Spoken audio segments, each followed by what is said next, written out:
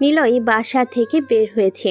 আজকে কলেজ ক্যাম্পাসে যে প্রথমেই সকলের সামনে আলপনাকে তার ভালোবাসার কথা জানান দিবে। নিলয় সবসময় আনস্মার্ট হয়ে থাকতে পছন্দ করে। রাজভাণ্ডার কম নয় নিলয়ের কাছে, তবুও সে কম দামি পোশাক পরতে ভালোবাসে। আর বোকার মতো থাকা এটা তার জন্মগত অভ্যাস। নিলয় আজকে বেশ দামি একটা পোশাক পরিধান করেছে। কলেজের পাশে একটা ফুলের দোকান রয়েছে। নিলয় দোকান থেকে তরতাজা কিছু গোলাপ ফুল নিয়েছে। তার বাম হাতে গোলাপ ফুলের ছোট্ট তোড়া। সে এটা নিয়ে ক্যাম্পাসে প্রবেশ করেছে। অনেক স্টুডেন্ট নিলয়কে দেখে বেশ অবাক হয়েছে বটে, কেননা নিলয় যে আজকে দামি পোশাক পরে এসেছে। নিলয় তাকায় আলপনাদের আড্ডার স্থানে, যেখানে বসে প্রতিদিন আলপনা তার বান্ধবীদের সাথে আড্ডা দিত।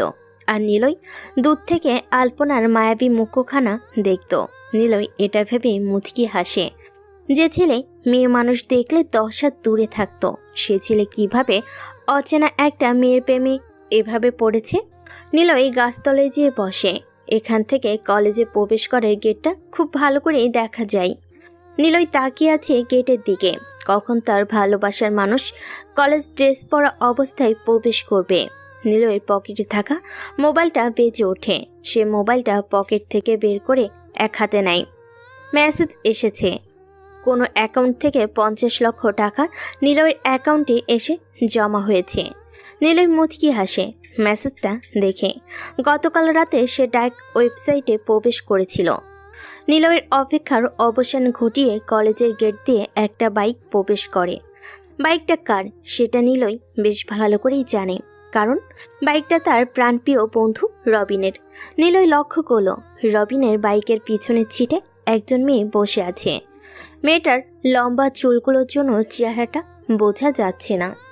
নিলয়ের সামনে সে রবিন বাইকটা থামায়। বাইক থেকে পিছনে বসা মেয়েটা নেমে দাঁড়ায়, সাথে রবিনও নামে। মেয়েটার চুলগুলো ঠিক করে নিলয় দেখতে পায় যে মেয়েটা আর কেউ নয়, বরং আলপনা নিজেই। নিলয় কিছু বলতে যাবে, এর আগেই রবিন নিলয়কে বলে ওঠে, আমি জানি নিলয়, তুই ভাবছিস আমার বাইকের পিছনে বসা মেয়েটাকে। চল তোর সাথে পরিচয় করিয়ে দেই। এটা হলো আলপনা, তোর ভাবি। কথাটা শোনা মাত্রই নিলয় বসা থেকে উঠে দাঁড়ায় আর অবাক হয়ে প্রশ্ন করে, ভাবি মানে? ভাবি মানে আমার গার্লফ্রেন্ড, তোর ভাবি, বুঝতে পেরেছিস? রবিনের মুখ থেকে কথাটা শোনা মাত্রই নিলয়ের হাত থেকে ফুলের তোড়াটা মাটিতে পড়ে যায়। তার মাথায় যেন সমস্ত আকাশটা ভেঙে পড়েছে। এতদিন নিলয় দূর থেকে যাকে ভালোবেসে এসেছে সে নাকি তারই বন্ধু রবিনের গার্লফ্রেন্ড। নিলয় চুপ হয়ে যায়। রবিন নিচ থেকে ফুলের তোড়াটা হাতে নিয়ে মুচকি হেসে বলে, কিরে নিলয়, আজকে তোর ড্রেস আপ চেঞ্জ, আবার ফুলের তোড়া হাতে, ব্যাপার কি? কাউকে প্রপোজ করার চিন্তা করছিস নাকি? নিলয় মিথ্যা একটা হাসি দিয়ে বলে, যার জন্য হতে চেয়েছিলাম বাদশা, সে আজকে অন্য কারোর রানী। তবে একটা কথা কি জানিস রবিন, এই নিলয়ে কখনো তার রানীর জন্য নিজের বাদশা চেয়ার ছাড়বে না। আমি বাদশা ছিলাম আর বাদশায় আছি এবং থাকবো। কাউকে আর কিচ্ছু বলার সুযোগ না দিয়ে নিলয় বেরিয়ে আসে কলেজ ক্যাম্পাস থেকে। এরপর আর কখনো নিলয়ের চেহারা দেখেনি কেউ ওই ভালোবাসাহীন শহরে। কি ব্যাপার নিলয়, বাস থেকে নামার ইচ্ছে নেই? না থাকলে বসে থাকো আর আমাকে জায়গা দাও, আমি নামবো। নিলয়ের চোখ জোড়া প্রায় বন্ধ হয়ে এসেছিল। এতক্ষণ বাসের সিটে হেলান দিয়ে সে তার পিছনের জীবনের ঘটে যাওয়া কিছু ঘটনা মনে করার চেষ্টা করছিল।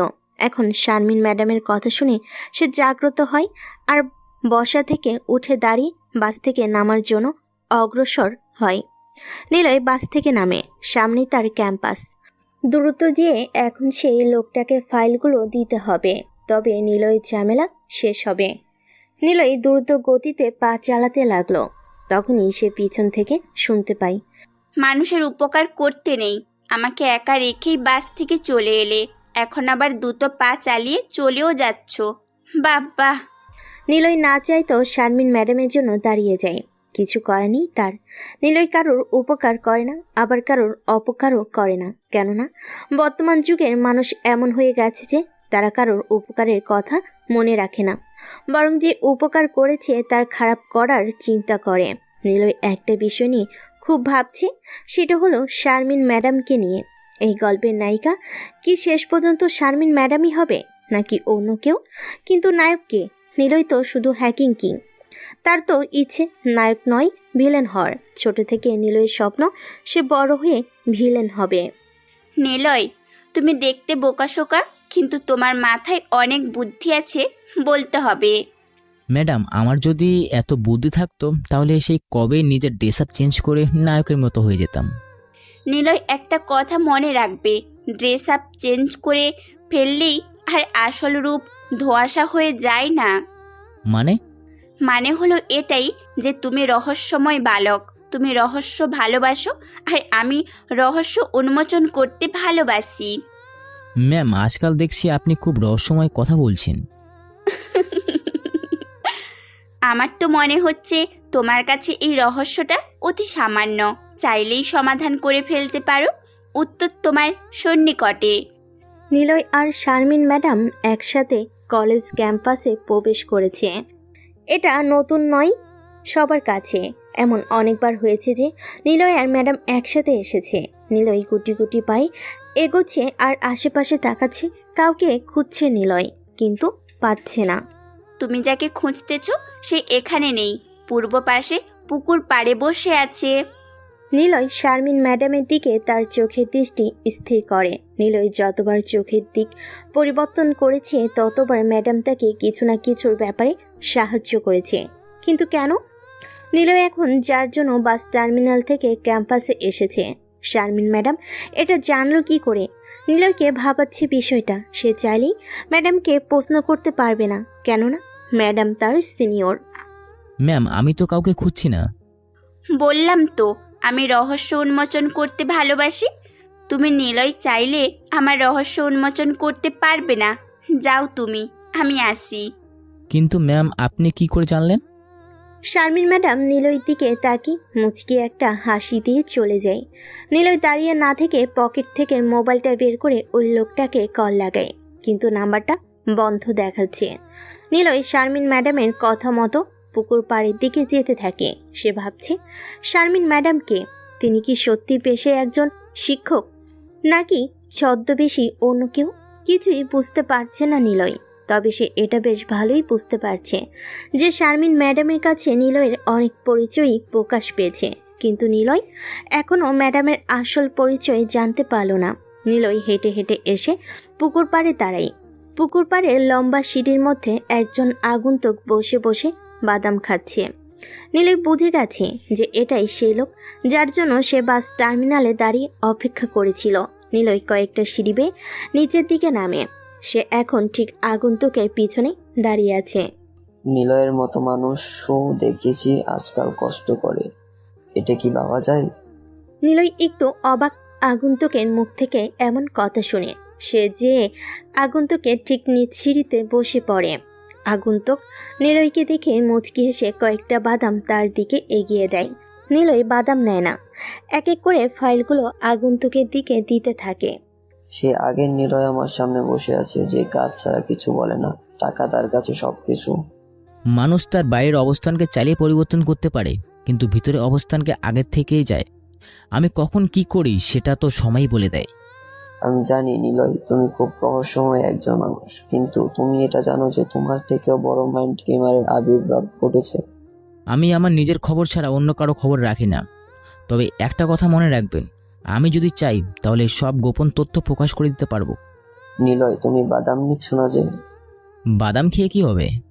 বাদাম তো বর্তমানে ভাইরাল হয়ে গিয়েছে। এখন তো মানুষ ভাত রুটি রেখে বাদাম খাওয়া শুরু করেছে। তুমিও বাদাম খাওয়ার অভ্যাস করে নাও। আমি আপনার সাথে কাজের কথা বলতে এসেছি, আর আপনি আমার সাথে মজা করছেন। যা সত্যি তাই বললাম। নিলয় তার ব্যাগ থেকে পলিথিনে মোড়ানো ছোট্ট একটা মেমোরি কার্ড বের করে আগন্তুকের হাতে দেয়। আগন্তুক মেমোরি কার্ডটা বের করে হাতে নিয়ে ভালো করে দেখতে থাকে। এবার সে নিলয়কে জিজ্ঞেস করে, বিষয়টা কি নিলয়? তুমি আমাকে মেমোরি কার্ড দিচ্ছ কেন? কিছু পার্সোনাল তথ্য আছে এখানে, সেটা আপনার প্রয়োজন হতে পারে। কিন্তু আমার অ্যাকাউন্টে এখনো টাকা আসেনি কেন? কত টাকা চাই আপনার?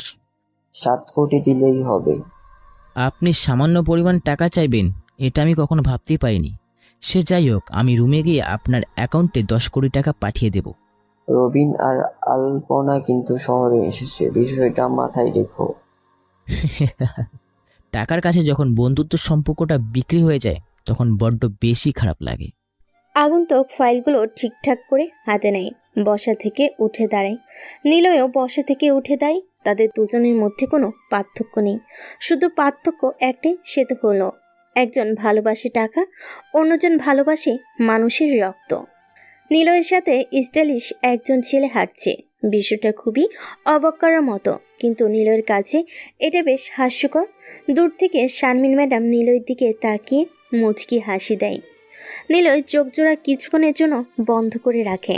এখন সে সব জায়গায় শুধু শারমিন ম্যাডামের সেই রহস্যময়ী হাসি দেখতে পাচ্ছে।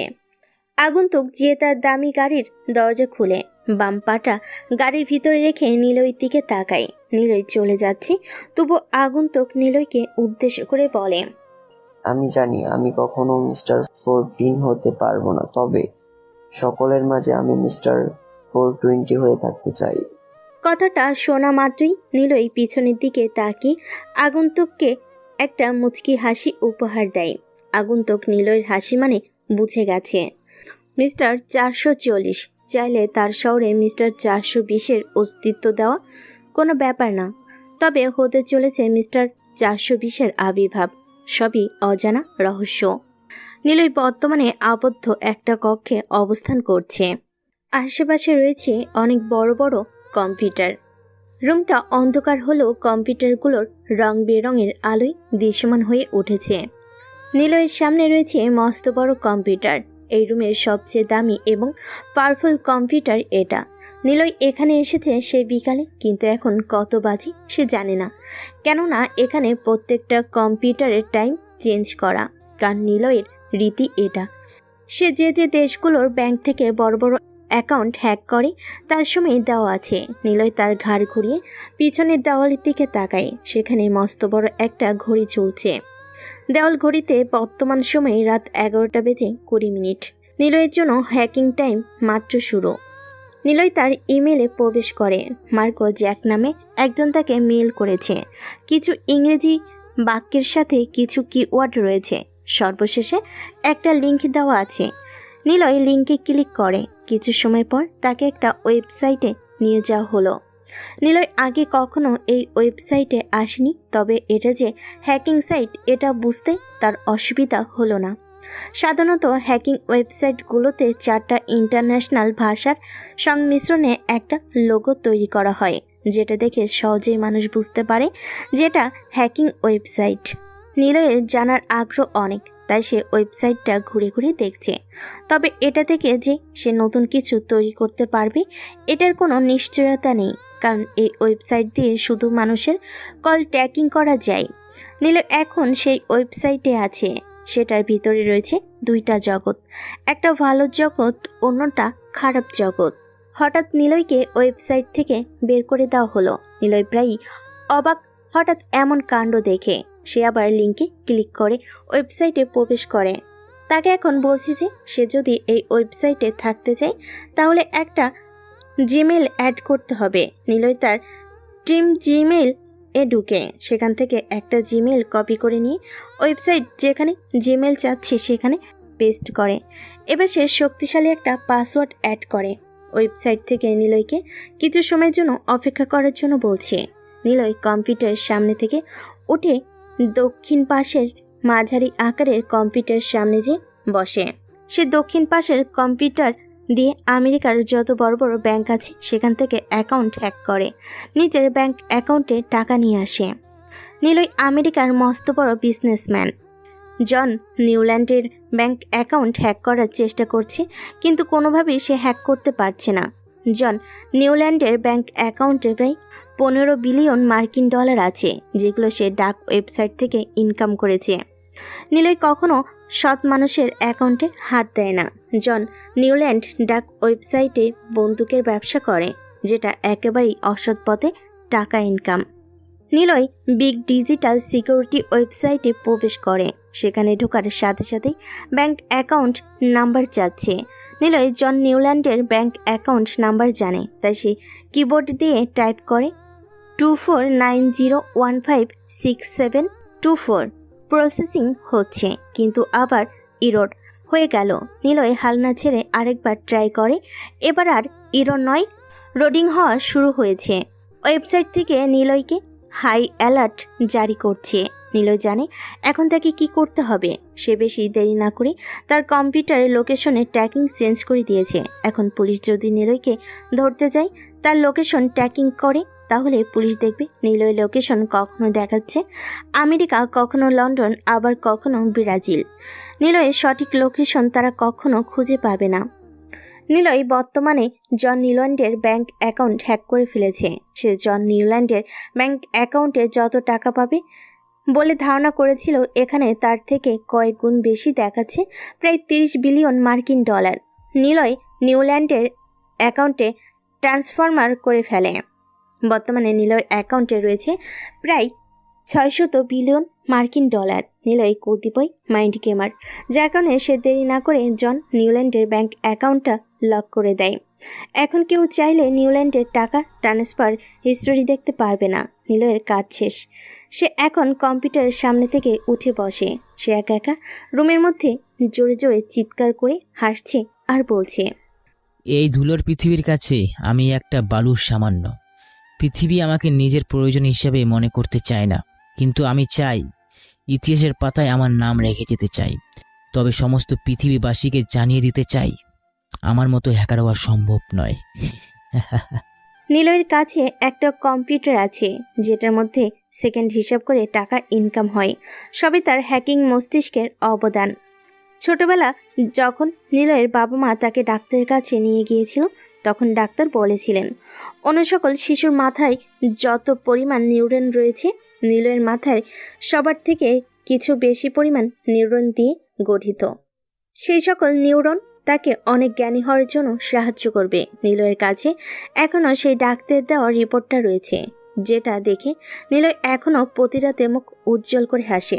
তবে ভয় তার একটাই, সেটা হলো মৃত্যুর।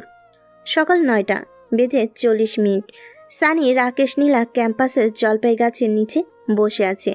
সানি অবশ্য নীলার অনেকটা কাছাকাছি বসে আছে, কিন্তু রাকেশ তাদের দুজনের থেকে সামান্য দূরে বসে আছে। রাকেশের অনেক ইচ্ছে সে মিস্টার 440-এর মতো হওয়ার। কিছু যেটা সম্ভব নয়, সেটা তার মাথায় বারবার আসে। সানি আর নীলা সেদিকে কোনো খেয়াল নেই। নিজেদের প্রেম নিয়ে তারা ব্যস্ত। সানি আর নীলা, তোদের আমি আজকে শেষবারের মতো বলছি, যদি প্রেম করার ইচ্ছে হয় তাহলে পার্কে চলে যা, নয়তো নীরব জায়গায়। কিন্তু তোরা আমার সাথে বসে এগুলো করিস। কোথায় 3 জন মিলে আড্ডা দিব তা না করি তোরা দুজনকে নিয়ে ব্যস্ত থাকিস। রাকেশের কথা শুনে সানি নীলার থেকে একটু সরে এসে রাকেশের কাঁধে হাত দেয়। রাকেশ সানির হাতটা কাঁধ থেকে নামিয়ে নেয়। রাকেশের বুকে সবসময় স্টাইলিশ একটা চশমা ঝুলে থাকে। সানি সবসময় স্মার্ট হয়ে চলাফেরা করে। নীলা তো কম না, সব কিছুর মধ্যে দামি ব্র্যান্ডগুলো ব্যবহার করে। সবে নিজেদেরটা বেশ ভালো বুঝে। রাকেশ, তুই কি আমাদের ভালোবাসা দেখে জেলাস ফিল করছিস? এটা কেমন কথা নীলা? আমাকে দেখে কি তোর এমন মনে হয়? দেখে তো এমন মনে হয় না, তবে তোর কথার ধরন কিন্তু এমনটা বুঝায়। নীলা, তুই কি পাগল হয়ে গিয়েছিস? তোদের দুজনের ভালোবাসা এক করার জন্য আমি কি না করেছি, আর তুই এখন বলছিস আমি তোদের ভালোবাসা দেখে জেলাস ফিল করছি? বাহ বাহ। তোরা দুজন থাম এবার। আর নীলা, রাকেশ তো ঠিকই বলেছে। তোকে পাশে বসে আমরা যদি নিজেদের মধ্যে ব্যস্ত থাকি, তাহলে সে পাশে বসে কি শুধু এগুলোই দেখবে? কিন্তু সে এই কথাটা তো বুঝিয়ে বলবে, তাই না? তোদের দুজনকে তো আমি প্রতিদিনই বলি, কিন্তু আমার কথার কোনো মূল্যই নেই, তাই আজকে এমনভাবে বলেছি। কথাটা বলে রাকেশ বসা থেকে উঠে দাঁড়ায়। সে সামনের দিকে ডান পাটা বাড়িয়ে দিবে, সাথে সাথেই সানি তার হাতটা টান দিয়ে বসিয়ে দেয়। রাগ করে চলে যাচ্ছিস কেন? রাগ করার কথা তো আমাদের। রাকেশ সানির কথার মানে বুঝতে পারছে না। যেখানে রাকেশের কথার কোনো মূল্য নেই, সেখানে রাকেশ রাগ করেছে। কিন্তু সানি বলছে রাকেশের নাকি রাগ করার কোনো মানে নেই। রাকেশ সানির দিকে তীক্ষ্ণ দৃষ্টিতে তাকায়। রাকেশের এভাবে তাকানো দেখে সানি মুচকি হেসে বলে, এভাবে তাহলে তো ভয় পাই আমি। আর তুই আমাদের প্রেম করার মাঝে ডিস্টার্ব করছিস। সে তো রাগ তো আমাদেরই করা উচিত, কিন্তু সেখানে তুই রাগ করছিস। তাহলে হাত ছেড়ে দে, আমি চলে যাই। আমি গেলে তো তোদের প্রেম করতে আর অসুবিধা হবে না। আরে রাকেশ, মজা করেছি, এখনো রাগ করে বসে থাকবি? আমরা তো তোর ফ্রেন্ড, আর ফ্রেন্ডের প্রতি কি রাগ করা যায়? আমি এখন বেশ বুঝতে পারছি। থাক, আর জ্ঞান দেওয়া লাগবে না। ক্যাম্পাসের গেটের দিকে তাকিয়ে দেখ কে আসছে। রাকেশের কথা শুনে সানিয়া আর নীলা ক্যাম্পাসে গেটের দিকে তাকায়।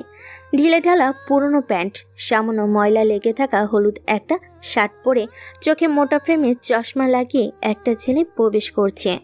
তার কাঁধে স্টুডেন্ট ব্যাগ ঝুলছে। নীলার আর সানির চিনতে অসুবিধা হলো না যে ছেলেটাকে। আরে এটা তো আমাদের ক্যাম্পাসের ইনোসেন্ট বয়, নিলয়। চল আজকে নিলয়কে রাখ দেই। রাকেশ, তোর মাথা খারাপ হয়েছে নাকি? নীলয় যতই বোকা হোক না কেন, সে কিন্তু আমাদের সিনিয়র। সিনিয়র তো কি হয়েছে, আমরা মজা নিব আর ছেড়ে দিব তাকে, এইখানে সমস্যা নেই কোনো। সানি একেবারে ঠিক বলেছে। নিলয়কে র্যাক দিলে কেউ কিছুই বলবে না, আর কোনো ঝামেলা হবে না। কে বলেছে তোদের নীলয়কে র্যাক দিলে কোনো ঝামেলা হবে না? নীলয়কে র্যাক দিলে অনেক বড় ঝামেলা হবে, এটাই আমি বলে দিচ্ছি। নিলয়ের মতো সাধারণ ছেলের জন্য কোনো ঝামেলা হবে না। নীলয় যদি সাধারণ কেউ না হয় তাহলে? মানে না জানাই ভালো। নীলয়ের আজকে ক্যাম্পাসে আসতে মন চাচ্ছিল না, তবু সে এসেছে কোনো এক মস্ত বড় প্রয়োজনে। মানুষ নাকি নিজ প্রয়োজন ছাড়া কিচ্ছু করে না, ঠিক তেমনই নিলয়ও। কিন্তু নিলয় সবার মতো হলো, তার চিন্তা চেতনা অন্যদের থেকে কিছুটা ব্যতিক্রম। পায়ে হেলাতে হেলাতে নিলয় তার ডিপার্টমেন্টের দিকে যাচ্ছে। সে লক্ষ্য করলো জলপাই গাছের নিচে সানি, রাকেশ আর নীলা বসে আছে। এটা দেখে নিলয় মুচকি হাসে, কেননা নিলয়ের আসল পরিচয় তাদের সবার কাছে অজানা। তবে একজন। এই নিলয়, এইদিকে আয় তো। নিলয় সানিদের সামনে দিয়ে যাচ্ছিল। যখনই সে তাদের পেরিয়ে সিঁড়িতে পা রাখবে, তখনই সে পিছন থেকে কথাটা শুনতে পায়। গাছের নিচে বসা সবার গলার স্বর নিলয়ের কাছে পরিচিত। এখন যে নিলয়কে ডাক দিয়েছে সে হলো রাকেশ। নিলয় মুচকি হাসে, সে জানে এখন তার সাথে কি ঘটবে। নিলয় পিছনে ফিরে তাকায়। রাকেশ হাত দিয়ে ইশারা করে তাদের দিকে যাওয়ার জন্য। নিলয় আশেপাশে তাকিয়ে গুটি গুটি পায়ে এগিয়ে রাকেশের সামনে দাঁড়ায়। সে নিজের চশমাটা ঠিক করে বলে, ভাইয়া কেন ডেকেছেন আমায়? সেটা কি এখনই বলতে হবে? আসলে ভাইয়া ক্লাসের সময় ঘনিয়ে এসেছে, যা বলা তাড়াতাড়ি বলেন। আমার কথা আগে নাকি তোমার ক্লাস আগে? ক্লাসটা আমার প্রয়োজন, কিন্তু আপনার কথাটা শোনাটা আমার প্রয়োজন নয়। কথার দিক দিয়ে তো তুমি বেশ স্মার্ট, কিন্তু তোমার ড্রেস আপ এত আনস্মার্ট কেন? ড্রেস আপ দেখে মানুষকে বিচার করা ঠিক নয়, এটা শুধুমাত্র বোকামি। ক্যাম্পাসের একটা মেয়েকে আমার ভীষণ পছন্দ। তুমি এখন যে তার কাছে আমার প্রপোজালটা দিয়ে আসবে। এই ধরনের কাজ আমি করতে পারবো না, নিজের কাজ নিজেই করবেন। নিলয়ের কথা শুনে রাকেশ বসা থেকে উঠে দেয়। সে যে সরাসরি নিলয়ের কলার ধরে। নিলয় এটা দেখে কোথায় রাখবে, কিন্তু সে না রেখে মুচকি হেসে বলে, বনে শিকার করতে শিকারিও যায়, আবার সিংহেও যায়। কখনো কখনো শিকারি নিজে শিকার হয়ে যায়, তাও সিংহের হাতে। কখনো বা হিংস্র প্রাণী হতে হয়, কিন্তু সিংহ নিলয় কথাটা বলে রাকেশের হাতটা নিজ কলার থেকে সারিয়ে নেয়। রাকেশ সহ বাকিরা শুধু বোকার মতো তাকিয়ে নিলয়ের কথা শুনছিল। নিলয় নিজ চোখ থেকে চশমাটা হাতে নিয়ে সিঁড়ির দিকে অগ্রসর হয়। রাকেশ দিয়ে সানি পাশে বসে। বলেছিলাম নীলয়ের সাথে ঝামেলা করিস না।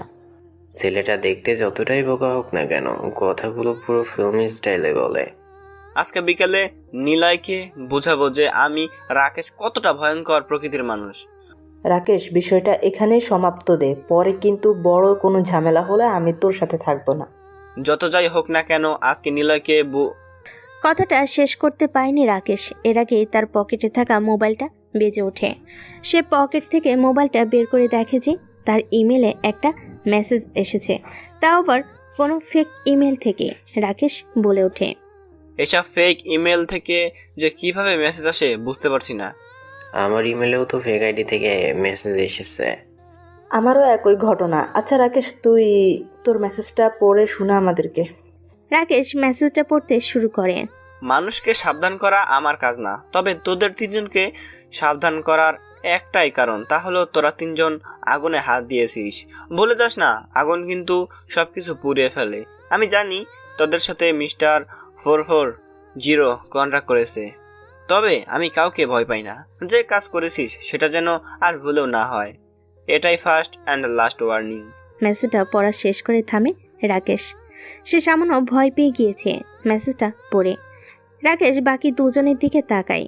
এবার নীলা বলে ওঠে, আমার আর সানির কাছে একই মেসেজ এসেছে, কিন্তু তাও আবার ভিন্ন ভিন্ন আইডি থেকে। কোন কাজের কথা বলছে লোকটা? ব্যাংক থেকে টাকা চুরির ব্যাপারটা, নাকি নীলার সাথে ঝামেলা করার ব্যাপারটা? আমার মনে হয় মিস্টার 440কে বিষয়টা জানানো উচিত, তাও আবার অতি দ্রুত। ভাইয়াকে তো রাত 12টার আগেই মেসেজ দেয়া নিষেধ। আমি ভাইয়াকে বলবো, তাও রাত 12টার পরে। সকালের মাথা বেয়ে ঘাম ঝরছে। নতুন কোনো রহস্যর ভিতর পড়েছে মিস্টার 440-এর টিম। তাহলে কি হ্যাকিং জগতে মিস্টার 440-এর চেয়ে বড় কোনো হ্যাকারের আবির্ভাব ঘটেছে? জানা নেই কিছু, সবই রহস্যের মায়াজাল। নীলাদের অবস্থা দেখে দূর থেকে দাঁড়িয়ে থাকা একজন ব্যক্তি দেখছে আর রহস্যময় হাসি হাসছে। অন্ধকার রুমের ভিতর কালো বিড়াল খুঁজে পাওয়া যেন অসাধ্যকর, ঠিক তেমনই রহস্য উন্মোচন করতে ততটাই কষ্টকর। চারিদিকে রাতের অন্ধকারের ঘন ঘটা, ঝিরঝির বাতাসে দেহ মন জুড়িয়ে যায়। রাত তখন 3:30। সমস্ত শহর জুড়ে একটা থমথমে স্তব্ধতা বিরাজমান। কিছুক্ষণ আগেও শহরে লোকারণ্য ছিল, গাড়ির শব্দে ঘুমানোর সমস্যা হতো, কিন্তু এখন সব কিছু বন্ধ। বাইরে ঝিরিঝিরি বৃষ্টি পড়ছে, গ্রীষ্মকালও ঠান্ডা অনুভব হচ্ছে। শহরের প্রতিদিনই 2-3টা খুন হচ্ছে, কিন্তু পুলিশ খুনিদের ধরতে অসক্ষম। তাদের ধারণার বাহিরে যে খুনি তার খুন করা চালিয়ে যাচ্ছে, অদৃশ্য হয়ে যাচ্ছে খুনি সকলের সামনে থেকেই। চেয়ারের সাথে বাঁধা অবস্থায় নিলয়। আজ 3 দিন হলো নিলয় বাহিরের আলো দেখেনি। কে বা কারা তাকে যেন হল থেকে তুলে এনে এখানে নিয়ে এসেছে। নিলয় তাদের চেহারা পর্যন্ত দেখেনি। প্রতিদিনই সময় মতো নিলয়ের খাবার চলে আসতো। আজকে নিলয়ের ঘুম হয় না, চোখ জোড়া বন্ধ করে কিছু স্মৃতি ভেসে উঠছে। বাইরে বৃষ্টি পড়ছে, মাঝে মধ্যে বিদ্যুৎ চমকাচ্ছে। নিলয়ের মাথার উপরে 60 ওয়াটের বাল্ব জ্বলছে। রুমটা বেশ বড়। এটাকে রুম না বললেই চলে, কারণ জায়গাটা বিশাল আকারের। পুরনো কিছু ভাঙ্গা জিনিসপত্র পড়ে আছে। 60 ওয়াটের বাল্বের হলদেটে আলো বেশি দূর যাচ্ছে না। যতদূর পর্যন্ত যাচ্ছে ততটুকু নিলয় দেখছে, এর বেশি দেখা সম্ভব না। সবকিছু অন্ধকারে ঢেকে গেছে। হঠাৎ করে বিকট একটা শব্দ হয়। নিলয় চোখ মেলে তাকায়। বিদ্যুটে অন্ধকারের মধ্য দিয়ে কয়েকটা লোক হেঁটে আসছে এদিকটায়। নিলয়ের কান সতর্ক হয়ে গিয়েছে। দূরের শব্দ এখন তার কাছে অতি নিকটে মনে হচ্ছে। 5 জন লোক এসে নিলয়ের সামনে দাঁড়ায়। নিলয় ভালো করে তাকায় লোকগুলোর দিকে। 3 জন লোক তার অতি পরিচিত, আর 2 জনকে চিনে না নিলয়। চিনতেও চায় না এরা কারা। কি অবস্থা নিলয়? ও সরি মিস্টার 440। বাঁকা হাসে নিলয়। সামনে দাঁড়িয়ে থাকা লোকগুলোর মধ্যে রবিন উপস্থিত আছে। এখন সেই নিলয়কে উদ্দেশ্য করে কথাটা বলেছে। নিলয় তার চোখের দৃষ্টি রবিনের পাশে দাঁড়িয়ে থাকা মেয়ের দিকে ফেলে, আলপনা, যাকে নিলয় ভালোবাসতো। এটাকে ভালোবাসা বলা হয় কিনা এটা জানে না নিলয়। আলপনা ঠিক তার পাশে একজন পুলিশ অফিসার দাঁড়িয়ে আছে। ঠোঁটের কোণে তার জ্বলন্ত সিগারেট। তাকে অনেকটা ভিলেনের মতো দেখা যাচ্ছে। তাদের সকলের পাশে যে 2 জন দাঁড়িয়ে আছে তাদেরকে দেখে মনে হচ্ছে যে এরা পাহারাদার। 2 জনের হাতেই AK-47 রয়েছে। এগুলো দেখে যেখানে ভয় পাওয়ার কথা সেখানে নিলয় হাসি পাচ্ছে। তবু নিলয় হাসে না, তবে চেহারায় ভয় পাওয়া একটা ভাব ফুটে উঠেছে। রবিন একটা বক্স টেনে বসে। মুখে তালা লাগিয়ে কোনো লাভ নেই, কথা বলতে হবে। আমার কাছে বলার মতো কিছুই নেই। বলার মতো অনেক কিছু আছে, যদি তুই সেটা বলিস। আমাকে এখানে ধরে আনা হয়েছে কেন? 300 কোটি টাকা কোথায় আছে সেটা জানার জন্য। কথাটা শোনা মাত্রই শব্দ করে হেসে ওঠে নিলয়। পড়ে থাকা চেয়ারটা তুলে বসে পুলিশ অফিসার জামাল সাহেব। পায়ের উপর পা তুলে বেশ আয়েশ করে বসে আছেন তিনি। নিলয়ের সম্পর্কে কিছু তার অজানা নয়। আলপনা এখনো দাঁড়িয়ে আছে। এটা দেখে নিলয় বলে, আলপনা দাঁড়িয়ে থাকলে অযথা পা ব্যথা করবে। এর চেয়ে ভালো হবে আমাকে ছেড়ে দিয়ে ফাঁকা চেয়ারে তুমি বসে পড়ো। এখানে বসার জন্য আসেনি। অযথা কথা না বলে যা জিজ্ঞেস করছি সেটার উত্তর দে। উত্তর নেই আমার কাছে। আমি ভুল শুনিনি তো? নিলয়ের কাছে এমন কোনো প্রশ্ন আছে যেটার উত্তর নেই? এটাও বিশ্বাস করতে হবে আমাকে? আগের নিলয় আর এখনকার নিলয়ের মধ্যে অনেক পার্থক্য রয়েছে, যেটা বোঝার ক্ষমতা তোমাদের নেই। নিলয়, বেশি কথা আমার পছন্দ না। তুই পরিবর্তন হয়েছিস এগুলো বলে কোনো লাভ নেই। আমার শুধু ওই 300 কোটি টাকার সন্ধান চাই। টাকার ব্যাপারে আমি কোনো কথা বলতে ইচ্ছুক নই। হুট করে জামাল সাহেব তেড়ে আসে নিলয়ের দিকে। কেউ ওনাকে বাধা দেওয়ার চেষ্টা করে না, কারণ সবাই এটা জানে যে জামাল সাহেব খুবই রাগী, অন্তর্মুখী স্বভাবের মানুষ। সবসময় চুপচাপ থাকার চেষ্টা করে। তিনি যখন নিশ্চুপ থাকে তখন পরিবেশটা শান্ত থাকে, কিন্তু যখনই তিনি রেগে যান তখন পরিবেশটা অশান্ত হয়ে যায়। জামাল সাহেব চেয়ারের পাশ থেকে নতুন স্টিকটা উঠিয়ে হাতে নেয়। সবাই তাকিয়ে আছে ওনার দিকে। কি করতে চলেছেন উনি? মুহূর্তের মধ্যেই তিনি নিলয়ের বাম হাতে জোরে একটা বাড়ি মারে। নিলয় ব্যথা পেয়েছে, এটা তার মারাত্মক চিৎকার শুনে বোঝা যাচ্ছে। জামাল সাহেব হাসে, কিন্তু সেই হাসিটা বেশিক্ষণ স্থায়ী থাকে না। নিলয় কান্নার মধ্যে হেসে ওঠে। জামাল তার কলার চেপে ধরে। নিলয়ের চোখে তার চশমাটা নেই। ছোট চোখ জোড়া দুটো কেমন যেন ব্যথা করছে। শরীর কোন জায়গায় ব্যথা পেলে তার প্রভাব অনেকটা নিলয় চোখে অনুভব হয়। এটা আমার আড্ডা, এখানে তোকে কেউ সাহায্য করবে না। তাকিয়ে দেখ, তোর বন্ধু বসে আসে, তার টাকা চাই, কিন্তু আমার তোকে চাই। আমাকে আপনার কেন প্রয়োজন? প্রয়োজন আছে বলেই তো টাকা না চেয়ে তোকে চেয়েছি। কোনো উদ্দেশ্য নেই আপনার? হা হা হা হা, আসে তো। খুব বড় উদ্দেশ্য আছে আমার। সেটা কি? তুই আমার আন্ডারে কাজ করবি আনঅফিসিয়ালভাবে, এটাই আমার উদ্দেশ্য। নিলয় কারো আন্ডারে কাজ করে না, বরং তার আন্ডারে মানুষ কাজ করে। জামাল সাহেব কিছু একটা ভেবে নিলয়ের কলার ছেড়ে স্টিক হাতে আগের মতো চেয়ারে বসে পড়েন। তিনি হাত দিয়ে একটা ছেলেকে ইশারা করে। ছেলেটা যেয়ে নিলয়ের বাঁধন খুলে দেয়। নিলয় চারা পেয়ে কিছুটা উৎফুল্ল, কিন্তু ব্যথায় বাম হাতটা নাড়াতে পারছে না। সে পায়ের উপর পা তুলে হাত দুটো চেয়ারের কবজাতে রাখে। নিলয়ের এমন স্টাইল দেখে রবিন বেশ রেগে যাচ্ছে। তার সবচেয়ে বেশি রাগ লাগছে এটা দেখে যে জামাল সাহেব নিলয়কে মুক্ত করে দিয়েছেন নিজের স্বার্থের জন্য। এটা কি হলো জামাল সাহেব? কোনটা কি হলো? নিলয়কে ছেড়ে দিলেন কেন? আমি বলি কেন তিনি ছেড়ে দিয়েছেন। দুজনের কথার মাঝে নিলয় কথাটা বলে। তার কথা শুনে রবিন সহ সকলে তাকাই তার দিকে। নিলয় দাঁড়িয়ে থাকা একটা ছেলেকে ইশারা করে সিগারেট দেওয়ার জন্য। ছেলেটা জামাল সাহেবের দিকে আর চোখে তাকায়। মাথা ঝাঁকায় জামাল সাহেব। ছেলেটা অনুমতি পেয়ে নিলয়কে একটা সিগারেট জ্বালিয়ে দেয়। নিলয় সিগারেটে লম্বা করে একটা টান দিয়ে ধোঁয়াগুলো নাক দিয়ে ছাড়তে ছাড়তে বলে, এই পৃথিবীতে সবাই নিজের স্বার্থের কথা ভেবে কাজ করে। যেমন জামাল সাহেব, আমাকে তার প্রয়োজন, তাই তিনি তোদের দুজনকে ব্যবহার করে নিজের কাজ করিয়ে নিয়েছে। কিন্তু আমি তার কথা রাজি না। তবে 50% শেয়ারে কাজ করব, অর্ধেক আমার অর্ধেক তোর। আমি জানি আপনি এই পর্যন্তই যাবেন, কিন্তু কাজটা কি?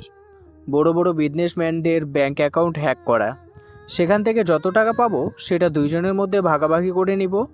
হ্যাক করবি তুই, আর নিরাপত্তার দায়িত্ব আমার। আমার একটা শর্ত আছে, যদি আপনি সেইটা মানতে পারেন তাহলে ডিল ফাইনাল, আর যদি না মানেন তাহলে বুঝতেই তো পারছেন। জামাল সাহেব বুঝে গেছে নিলয়ের কথার মানে। তিনি যদি তার শর্ত মানে তাহলে নিলয় তার ডিল ফাইনাল করবে, আর না মানলে নিলয় নিজের মতো থাকবে।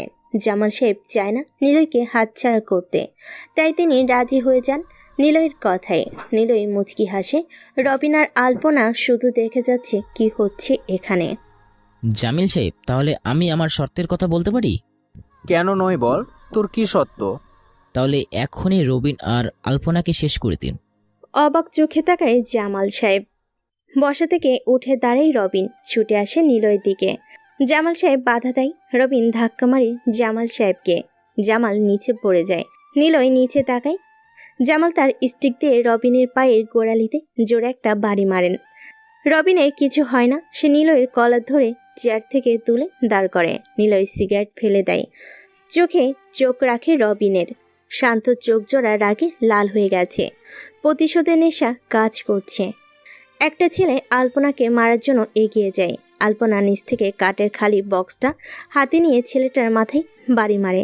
ছেলেটার মাথা ফেটে রক্ত বের হচ্ছে। সে আলপনা থেকে দূরে সরে আছে। আরেকটা ছেলে এগিয়ে আসছে তার দিকে। এবার আলপনা আশেপাশে তাকায়। তার থেকে সামান্য দূরে একটা লোহার রড পড়ে আছে। সে যে সেটা হাতে নেয়। ছেলেটা বুঝে গেছে এটা দিয়ে বাড়ি দিলে তার অস্তিত্ব থাকবে না, তাই সে পিছুপা হয়ে পিছিয়ে আসে। অনেকক্ষণ হয়েছে চুপ হয়ে আছে নিলয়। রবিন বিষধর সাপের মতো ফুসফুস করছে। কখন জানি নিলয়কে কামড়ে দেয়, সেই অপেক্ষায় আছে আলপনা। জামাল এগিয়ে আসে রবিনদের দিকে। কি হচ্ছে এসব রবিন? তুমি নিলয়ের কলার এভাবে ধরছো কেন? আপনি তখন নিলয়ের কলার ধরছেন, আমি তো তখন কিছু বলিনি। তাহলে আপনি এখন আমাকে বাধা দেওয়ার চেষ্টা করছেন কেন? আমার মুখের ওপরে কোনো কথা বলবে না। বাহ, আপনি আপনার স্বার্থের জন্য সব করতে পারবেন, আর আমি আমার স্বার্থের জন্য কিছু করতে পারবো না? এটা কেমন বিচার? রবিন, বেশি বলে ফেলেছো তুমি। এর পরিণতি ভালো হবে না বলে দিচ্ছি। সবাই জানে রবিন একটু বেশি কথা বলে। তোর কি চাই? অমায়িক হেসে কথাটা বলে নিলয়। রবিন নিলয়ের মুখের কাছে মুখ নিয়ে বলে, 300 কোটি টাকার সন্ধান।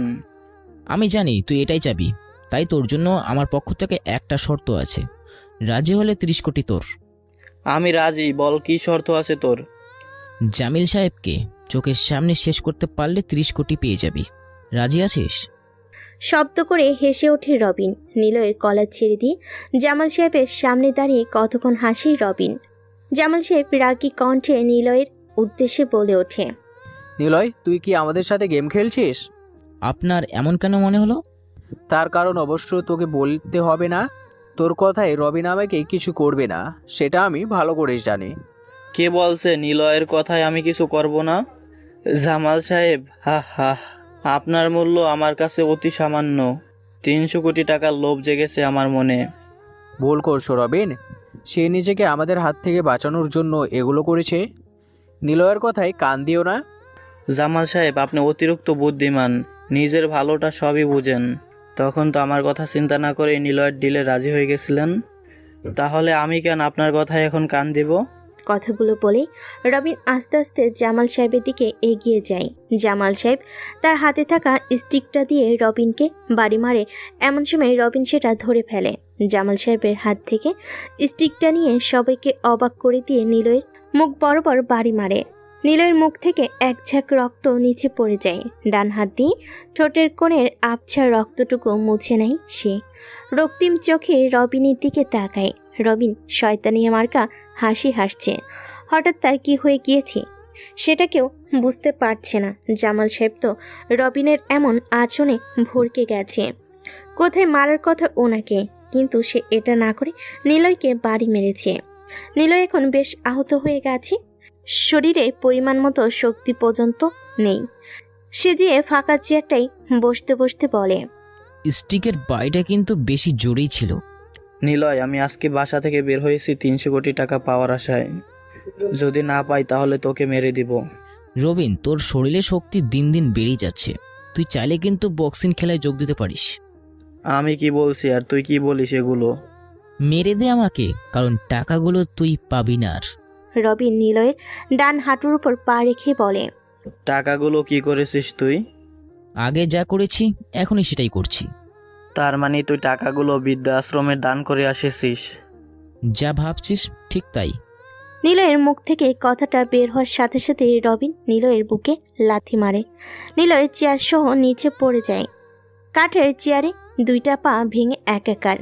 আলপনা এসে নিলয়ের বুকের উপর পা রাখে। নিলয় ব্যথায় হাঁসফাঁস করছে। খুব বড় দানবীর হয়ে গেছিস তুই। 300 কোটি টাকা যে বৃদ্ধাশ্রমে দিয়ে এসেছিস। কথা তো ছিল এটাই, হ্যাক করা সমস্ত টাকা আমরা ওই বৃদ্ধাশ্রমে দান করে দেব। আমাদের ভাগ কোথায় তাহলে? 30 কোটি টাকার কোনো ভাগ হবে না, এটাই তো আমাদের মধ্যে কথা হয়েছিল। তাহলে এখন আবার তোমাদের ভাগ কোথা থেকে আসছে? আমি এত কিছু জানি না। আমার টাকা চাই, টাকা। এত টাকা দিয়ে কি করবে তুমি? আয়েশ করব, বিলাসবহুলভাবে জীবনযাপন করব, রানীর মতো চলাফেরা করব, আর তার জন্য প্রয়োজন অনেক টাকা। নিলয় নিজেও জানে এই পৃথিবীতে টিকে থাকতে হলে টাকার অনেক প্রয়োজন। আলপনা মেয়েটা গরিব ঘরে, তাই হয়তো তার আয়েশ করার অনেক ইচ্ছে। আলপনার সিগারেটে ধোঁয়া ছড়াচ্ছে। রবিন যে নিলয়কে নিচ থেকে তুলে বাম পাশের চোয়ালে জোরে একটা ঘুষি মারে। নিলয় নিজেকে সামলাতে না পেরে বক্সের সাথে ধাক্কা খেয়ে নিচে পড়ে যায়। সারা শরীরে তীব্র ব্যথা, তবে গ্রাহ্য না করে ধীরে ধীরে উঠে বসার চেষ্টা করছে। নিলয় বুঝতে পারল বিশ্রাম না নিয়ে ওর পক্ষে আর সম্ভব নয়। এত দুর্বল, পা দুটো কাঁপছে। হাঁপানোর ধরনটা যেন শ্বাসকষ্টে ভুগছেন। শ্বাস ছাড়তে সমস্যা না হলেও শ্বাস গ্রহণ করতে সমস্যা হচ্ছে। অনেক চেষ্টার পর বক্সের সাথে হেলান দিল সেটার গায়ে। চোখ দুটো আপনা থেকে বুজে আসছে। উরুর একটা পেশি বারবার মোচড় খাচ্ছে, কারণ এখানে স্টিকের শক্ত একটা বাড়ি পড়েছে। কোথা থেকে যেন মশা মাছি বসছে তার চোখে মুখে। সিগারেটের গন্ধে পরিবেশটা নেশাক্ত হয়ে উঠেছে। রবি নিলয়ের দিকে এগিয়ে আসতে গেলে জামাল সাহেব তাকে বাধা দিয়ে বলে, রবিন থাম এইবার, বেচারা নয়তো মারা যাবে। মারা গেলে যাক, তবুও নিজের রাগটুক তো কমাতে পারবো। এইভাবে হবে না, আমি শেষবারের মতো তাকে সুযোগ দিব। জামাল সাহেব শান্ত গলায় ডাক দেয়। নিলয় ঠোঁটের কোণে শুষ্ক হাসির রেখা ঝুলিয়ে বলে, 5 জনকে মারতে আমার বেশি সময় লাগবে না। সবাইকে মরার আগে জানিয়ে দিচ্ছি, যদি কারো কোনো ইচ্ছা থাকে তাহলে বলতে পারিস, আমি সেটা পূরণ করার চেষ্টা করব। আর এমন কিছু চাইবি না যেটা এই মুহূর্তে পাওয়া অসম্ভব। মাথাটা নিচু করা, একটু জোরে শব্দ করে কথাগুলো বলে থামে নিলয়। শ্বাস নিতে কষ্ট হচ্ছে তার, তবু সে কথাগুলো বলেছে। নিলয়ের কথা শুনে সবাই হাসলো। জামাল সাহেব হাসে না, ওনার কেমন যেন সন্দেহ লাগছে। নিলয় নীরবতা খুবই জঘন্য অসদ্গুণ আরোপ করে। তার নীরবতার সামনে সত্যর মৃত্যু নিশ্চিত। জামাল সাহেব আর দেরি করে না, একটা পিস্তল বের করে। নিলয় সেদিকে তাকিয়ে একটা মুচকি হাসি দেয়। অন্ধকার থেকে আচমকা কাঁচ ভাঙার আওয়াজে সবাই সেদিকে লক্ষ্য করে, কিন্তু কাউকে দেখা যাচ্ছে না, শুধু কালো অন্ধকার আর একটা কাঁচ ভাঙার শব্দ হয়। এবার একটা ছেলে বন্দুক হাতে অন্ধকারের দিকে হেঁটে যায়, কিন্তু অনেকক্ষণ হয়েছে সে আর ফিরে আসে না। জামাল সাহেব চিন্তিত গলায় বলে ওঠে, মাসুদ তুই গিয়ে দেখ, আর রাব্বি কেন এখনো আসছে না? জামাল সাহেবের কথা শুনে নিলয় আহত গলায় হাসে। নিলয়ের হাসির আওয়াজ শুনে মাসুদ নামের ছেলেটা দাঁড়িয়ে যায়। পিছন ফিরে আরেকবার নিলয় শুকনো মুখের দিকে তাকায়। নিলয় হাসছে। মাসুদের মনে মনে একটা ভয় কাজ করছে, তবু সে রবিনের হাতের ইশারায় অন্ধকারের দিকে যেতে থাকে। অন্ধকারের মধ্যে কেউ একজন হারিকেন হাতে দাঁড়িয়ে আছে। হারিকেনের হলদে আলোই মাসুদ দেখতে পায় রাব্বির মৃতদেহ।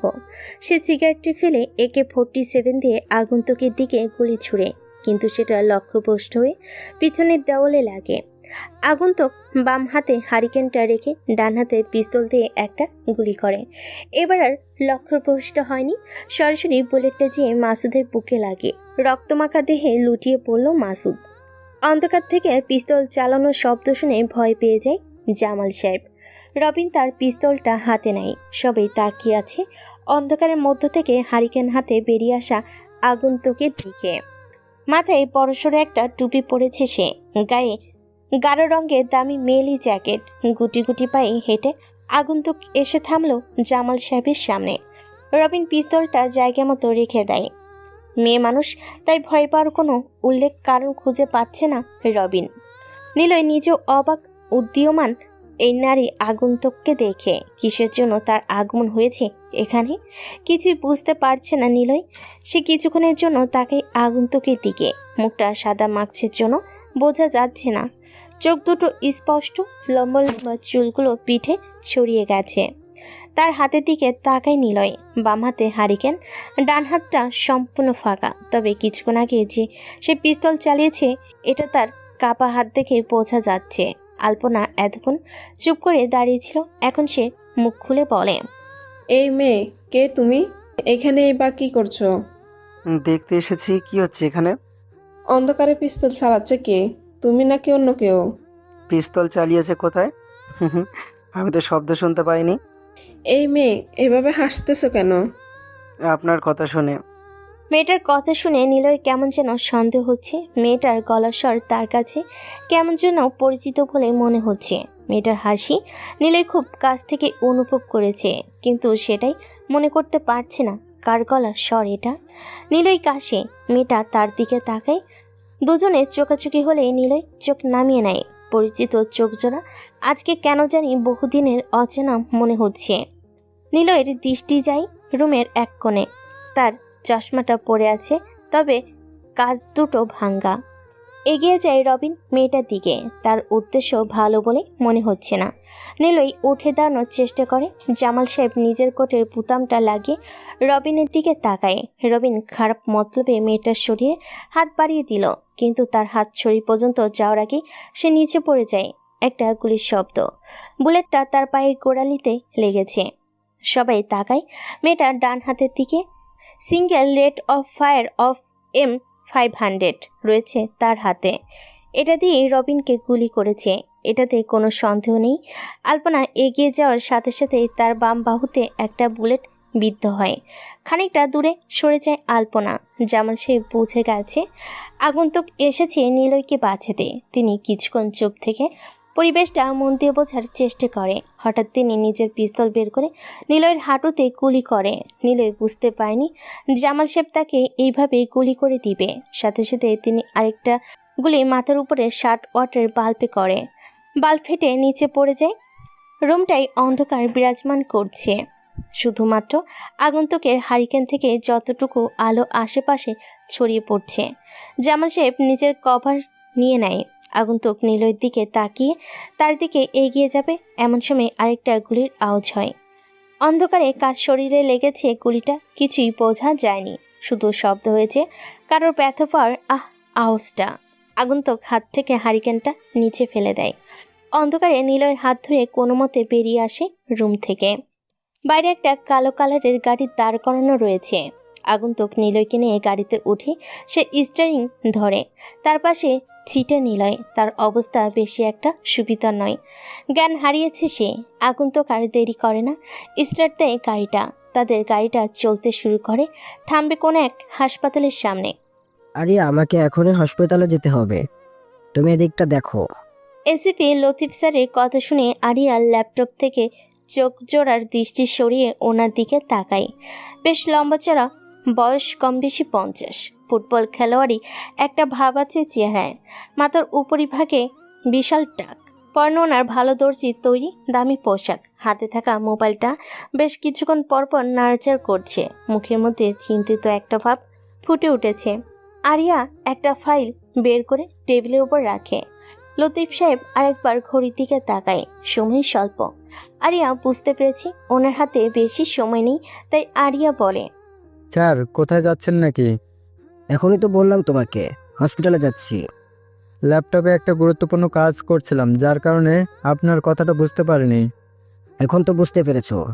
বেশ বুঝতে পেরেছি, কিন্তু হঠাৎ হাসপাতালে যাওয়ার কারণ কি? আপনার কি শরীর খারাপ নাকি? আমার শরীর খারাপ হতে যাবে কেন? দেখছো না কতটা অসুস্থ আছি আমি। আপনি সুস্থ, তাহলে অসুস্থ কে? তোমাকে বলছিলাম যে আমার একটা বন্ধু আছে, পুলিশ কমিশনার, নাম জামাল। তার পায়ে গতকাল রাতে গুলি লেগেছে। খুব খারাপ একটা পরিস্থিতি, তাকে দেখার জন্য যাচ্ছি। আপনি যান তাহলে, আমি এদিকটা সামলে নিব। লতিফ সাহেবের একটা বিশ্বাস আছে আরিয়ার প্রতি। তিনি আরিয়ার কাঁধে হাত রাখে। আরিয়া ওনার দিকে তাকিয়ে মুচকি একটা হাসি উপহার দেয়। বেরিয়ে যায় এসিপি লতিফ স্যার। আরিয়ার ইমেলে একটা মেসেজ আসে। সে মেসেজ অপশনে ঢুকে দেখতে পায় যে তাকে একটা ওয়েবসাইটের লিংক দেওয়া হয়েছে। প্রায় সময় তার ইমেলে এই ধরনের মেসেজগুলো আসে, কিন্তু সে এটার বিরুদ্ধে কোনো কিছু করতে পারে না। কে করে এই মেসেজ, কার ইমেল থেকে মেসেজ পাঠানো হয়, সেটার কোনো চিহ্ন পর্যন্ত নেই। আরিয়া ওয়েবসাইটে ক্লিক করে তাকে kodaraji.cg নামে একটা ওয়েবসাইটে প্রবেশ করানো হয়েছে। হঠাৎ সে দেখতে পায় যে তার ল্যাপটপের স্ক্রিনে ভেসে উঠছে, ইওর ইমেল অ্যাকাউন্ট হ্যাকড। লেখাটা দেখা মাত্রই ভয় পেয়ে যায় আরিয়া, কারণ সেখানে বলা হয়েছে যে তার ইমেল অ্যাকাউন্ট চুরি হয়ে গিয়েছে। এই ইমেলে তার সমস্ত গুরুত্বপূর্ণ কেসের সমাধান রয়েছে, আর সে যে কেসগুলো সমাধান করবে বলে ভেবেছে তার অনেক প্রমাণ সেভ করা রয়েছে ইমেলে। এটা হাতছাড়া হয়ে গেলে অনেক বড় বিপদ হয়ে যাবে। সবচেয়ে বড় কথা হচ্ছে এই ইমেল দিয়ে সে মিস্টার 440-এর সাথে কথা বলতো। যদি এগুলো কোনোভাবে লিক হয়ে যায় তাহলে সব কিছু শেষ হয়ে যাবে। আরিয়া কিছু বুঝতে না পেরে টেবিলের উপর থেকে মোবাইলটা নিয়ে একটা নাম্বারে ডায়াল করলো, যেটা মিস্টার 440 দিয়ে সেভ করা। ওই পাশ থেকে নাম্বারটা বন্ধ দেখাচ্ছে। চিন্তায় পড়ে গেল আরিয়া। বসা থেকে উঠে দাঁড়ায় সে। পাশে কেবিনে পারভেজ হচ্ছে জুনিয়র সিআইডি অফিসার। এই পর্যন্ত সে অনেক কেসে আরিয়াকে সহায়তা করেছে। আরিয়া পারভেজের কেবিনে ঢোকার সাথে সাথেই পারভেজ নিজের কাজ রেখে বসা থেকে উঠে দাঁড়ায়। আরিয়া হাত দিয়ে বসার জন্য ইশারা করে। পারভেজ নিজের কাজে মনোনিবেশ করে। আরিয়া দ্রুত যেয়ে পারভেজের ল্যাপটপে নিজের ইমেলটা লগ ইন করার চেষ্টা করে, কিন্তু বারবার ইনকারেক্ট পাসওয়ার্ড দেখাচ্ছে। আরিয়া বুঝে গেছে হ্যাকার তার ইমেলের পাসওয়ার্ড পরিবর্তন করে ফেলেছে। আর কোনো উপায় নেই, তাই মন খারাপ করে সে কেবিন থেকে বেরিয়ে যায়। পারভেজ সেদিকে তাকিয়ে রহস্যময় একটা হাসি দেয়। পকেট থেকে মোবাইলটা বের করে কাউকে ফোন দিয়ে বলে, কাজ শেষ। সে এখন পাগলের মতো নিজের ইমেল আইডিতে ঢোকার চেষ্টা করবে। তুমি তার সমস্ত এসএমএসগুলো ইনবক্স করে আইডিটা নষ্ট করে দাও। তারপর দেখবে সে কিভাবে কি করে। মিস্টার 440 চাইলেও কিছু করতে পারবে না। পারভেজের কথা শুনে ওই পাশ থেকে অদৃশ্য আগন্তুক শব্দ করে হাসে। মন খোলা হাসি, যেই হাসিতে কষ্টের আহ্বানি, শুধু নতুন কিছু ফিরে পাওয়ার উল্লাস। পারভেজ কল কেটে দেওয়ার আগে কলটা কেটে যায়। সে বুঝে গিয়েছে আগন্তুক এখন নিজের কাজে মনোনিবেশ করবে, অযথা কথা বলে সময় নষ্ট করবে না। সময়ের মূল্য খুব কম মানুষ দিয়ে থাকে, তবে সময় অপচয় করার লোকজনের অভাব নেই। পারভেজের মেইলে ছোট্ট একটা মেসেজ এসেছে, যেটা দেখে তার ঠোঁটের কোণে হাসি রেখা ফুটে ওঠে। তার ব্যাংক অ্যাকাউন্টে টাকা ঢুকেছে। সে জানে কে পাঠিয়েছে এই টাকাগুলো, তবে তার নাম বলতে ইচ্ছুক নয় পারভেজ। রহমান সাহেবের কাছ থেকে ওনার বাইকের চাবি নিয়ে বাইক স্টার্ট দেয় আরিয়া। বাসার উদ্দেশ্যে রওনা দেয় সে। বলে রাখা ভালো, রহমান সাহেব হচ্ছে আরেকজন জুনিয়র সিআইডি অফিসার। খুব অল্প দিনের মধ্যে আরিয়ার সাথে বন্ধুত্বপূর্ণ একটা সম্পর্ক গড়ে উঠেছে ওনার। রহমান সাহেবের বয়স 34-এর অধিক। আরিয়ার থেকে বয়সে অনেক বড় হবে, তবে দুজন দুজনের সাথে বন্ধুসুলভ আচরণ করে।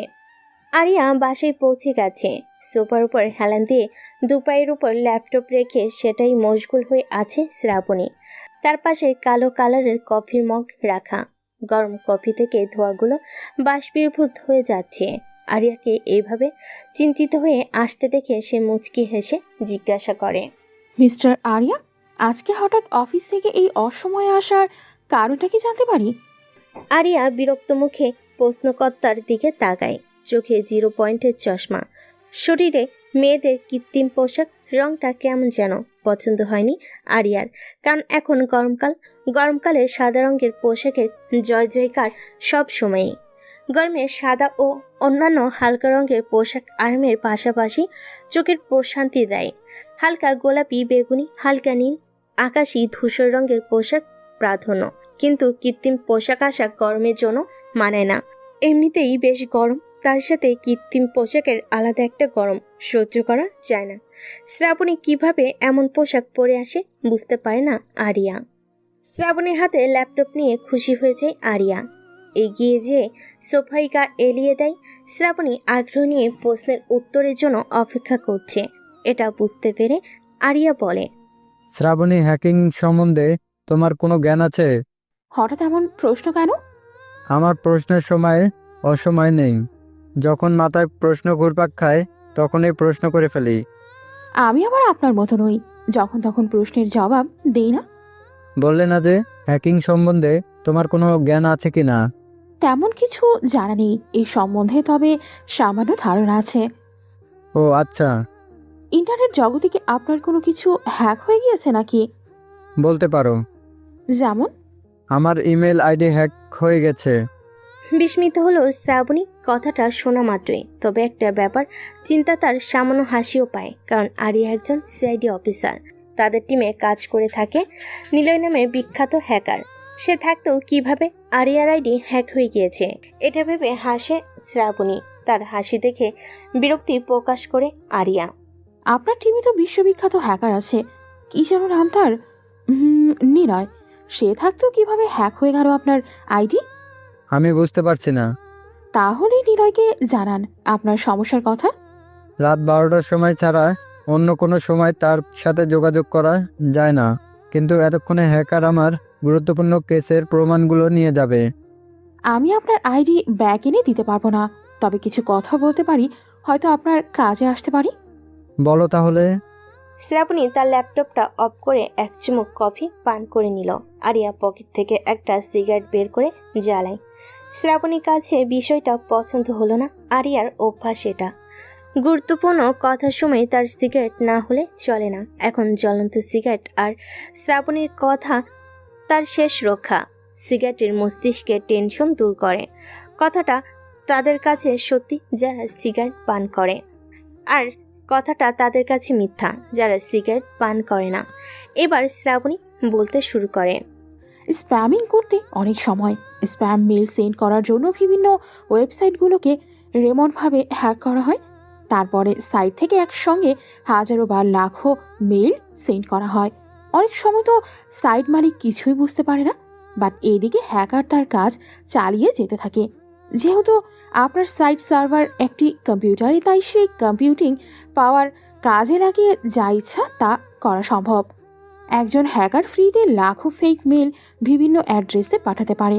এতে ওই মেল ক্যাট্রেস করা অসম্ভব হয়ে যায়, কেননা মেলটি হ্যাকার কম্পিউটার থেকে না এসে আপনার ওয়েব সার্ভার থেকে আসছে। হ্যাকার তো তাহলে ইমেল হ্যাকিং করে অনেক টাকা ইনকাম করে। ইমেইল স্প্যামিং করে হ্যাকার অনেক টাকা ইনকাম করে নিতে পারে, কিন্তু ওয়েব সার্ভার কোম্পানিগুলোকে অনেক টাকা খরচ করতে হয়। তাদের আইপি অ্যাড্রেসগুলো ব্ল্যাকলিস্টেড হয়ে যায়, সেগুলোকে ঠিক করতে টাকা লাগে। তুমি এত কিছু জানো কিভাবে? অবাক হয়ে প্রশ্ন করে আরিয়া। শ্রাবণী ঠোঁট বাঁকা করে হাসে। কিছু রহস্য হানা দিচ্ছে আরিয়ার মনে। তবুও ভেজা বিড়ালের মতো চুপ করে শ্রাবণীর হাসির রহস্য বোঝার চেষ্টা করছে, কিন্তু ফল শূন্য। শ্রাবণী তার ল্যাপটপটা অন করে। আরিয়া আড়মোড়া ভেঙে বসে। কয়েকবার শ্রাবণীর দিকে তাকায়। মেয়েটা মনোযোগ দিয়ে ল্যাপটপ চালাচ্ছে দেখে মনে হচ্ছে গুরুত্বপূর্ণ কিছু খুঁজে বের করার চেষ্টা করছে। হঠাৎ শ্রাবণী ল্যাপটপটা আরিয়ার দিকে এগিয়ে দেয়। আরিয়া ল্যাপটপটা হাতে নেয়। স্ক্রিনের মধ্যে একটা মোটাসোটা কালো ছেলের ছবি ভেসে উঠেছে। আরিয়া খেয়াল করলো ছেলেটার সাথে তার আগে একবার দেখা হয়েছে, কিন্তু তখন অতটা ভালো পরিচয় ছিল না। এখনো যে পরিচয় আছে সেটাও না। আরিয়ার দেখা শেষ। শ্রাবণী ল্যাপটপটা নিজের আয়ত্তে নিয়ে আসে। আরিয়া কিছু বলতে যাবে, এমন সময় শ্রাবণী তাকে বাধা দিয়ে নিজেই বলা শুরু করে। ছেলেটার নাম আশিক রাব্বানি, আমার সাথেই পড়াশোনা করে। ইন্টারনেট জগতের সব কিছু সম্বন্ধে তার প্রচুর জ্ঞান রয়েছে। সে হ্যাকিং ব্যাপারে খুবই দক্ষ, আর এত কিছু তার কাছ থেকেই শিখেছে। শ্রাবণী কথাটা শুনে আরিয়ার ভুরু কুঁচকে জিজ্ঞেস করে, তার মানে তুমি হ্যাকার? একগাল হাসে শ্রাবণী। আরিয়া বিষয়টা লক্ষ্য করলো। হাসলে শ্রাবণীকে বেমানান লাগে। এত সুন্দর মেয়েটা, শ্যামলা গায়ের রং, চোখে মুখে তেমন কোনো বিশেষত্ব নেই, কিন্তু তবুও এমন মায়া জাগিয়ে তুলছে। আরিয়া সামান্য লজ্জিত বোধ করলো। সে চিন্তিত মস্তিষ্কে দীর্ঘ সময় বসে রইল। একসঙ্গে বেশ কয়েকটা জিনিস নিয়ে সে ভাবছে। শ্রাবণীর এগুলো বলার কারণ কি? আবার হাসি মুখে কথাও বলছে। আগের মতো রুক্ষ ব্যবহার হঠাৎ উধাও হয়ে গিয়েছে। কেমন যেন অস্বাভাবিক আচরণ করছে। আরিয়ার কাছে কেন জানি মনে হচ্ছে এই হাসির পেছনে লুকিয়ে আছে বড়সড় কোনো রহস্য। আমি কি আপনাকে বলেছি যে আমি হ্যাকার? বলনি, কিন্তু তোমার কথা শুনে কিছুটা আন্দাজ করতে পারছি। আন্দাজ করলে সেটা মনের ভেতর রাখতে হয়, প্রকাশ করতে নেই, কারণ আপনার চিন্তা চেতনা অন্য কারোর সাথে মিল পাওয়া যায় না। আশিকের সাথে দেখা করতে চাই। বেশ রাগী কণ্ঠে কথাটা বলে আরিয়া। শ্রাবণী আজকাল তাকে জ্ঞান একটু বেশি দিয়ে যাচ্ছে। সাথে তো হাসি মুখের বিষাক্ত কথাগুলো রয়েছে। সহ্য হয় না। আরিয়ার গা একেবারে জ্বলে যাচ্ছে, তবে সেটা সে বুঝতে চেষ্টা করছে তার রাগী কণ্ঠের মাধ্যমে। স্থির হয়ে বসে শ্রাবণী বলে, আশিকের সাথে দেখা করিয়ে দেব, সমস্যা নেই, তবে একটা শর্ত আছে আমার। সত্য থাকতেই পারে, আমার কোনো সমস্যা নেই, আমি রাজি। ভেবে বলছেন তো? শর্তের কথা শুনে আবার পাল্টি খেলে হবে না কিন্তু। আইনের লোক আমি, আমার কথার ভরসা রাখতে পারো। আপনার উপর ভরসা আছে আমার।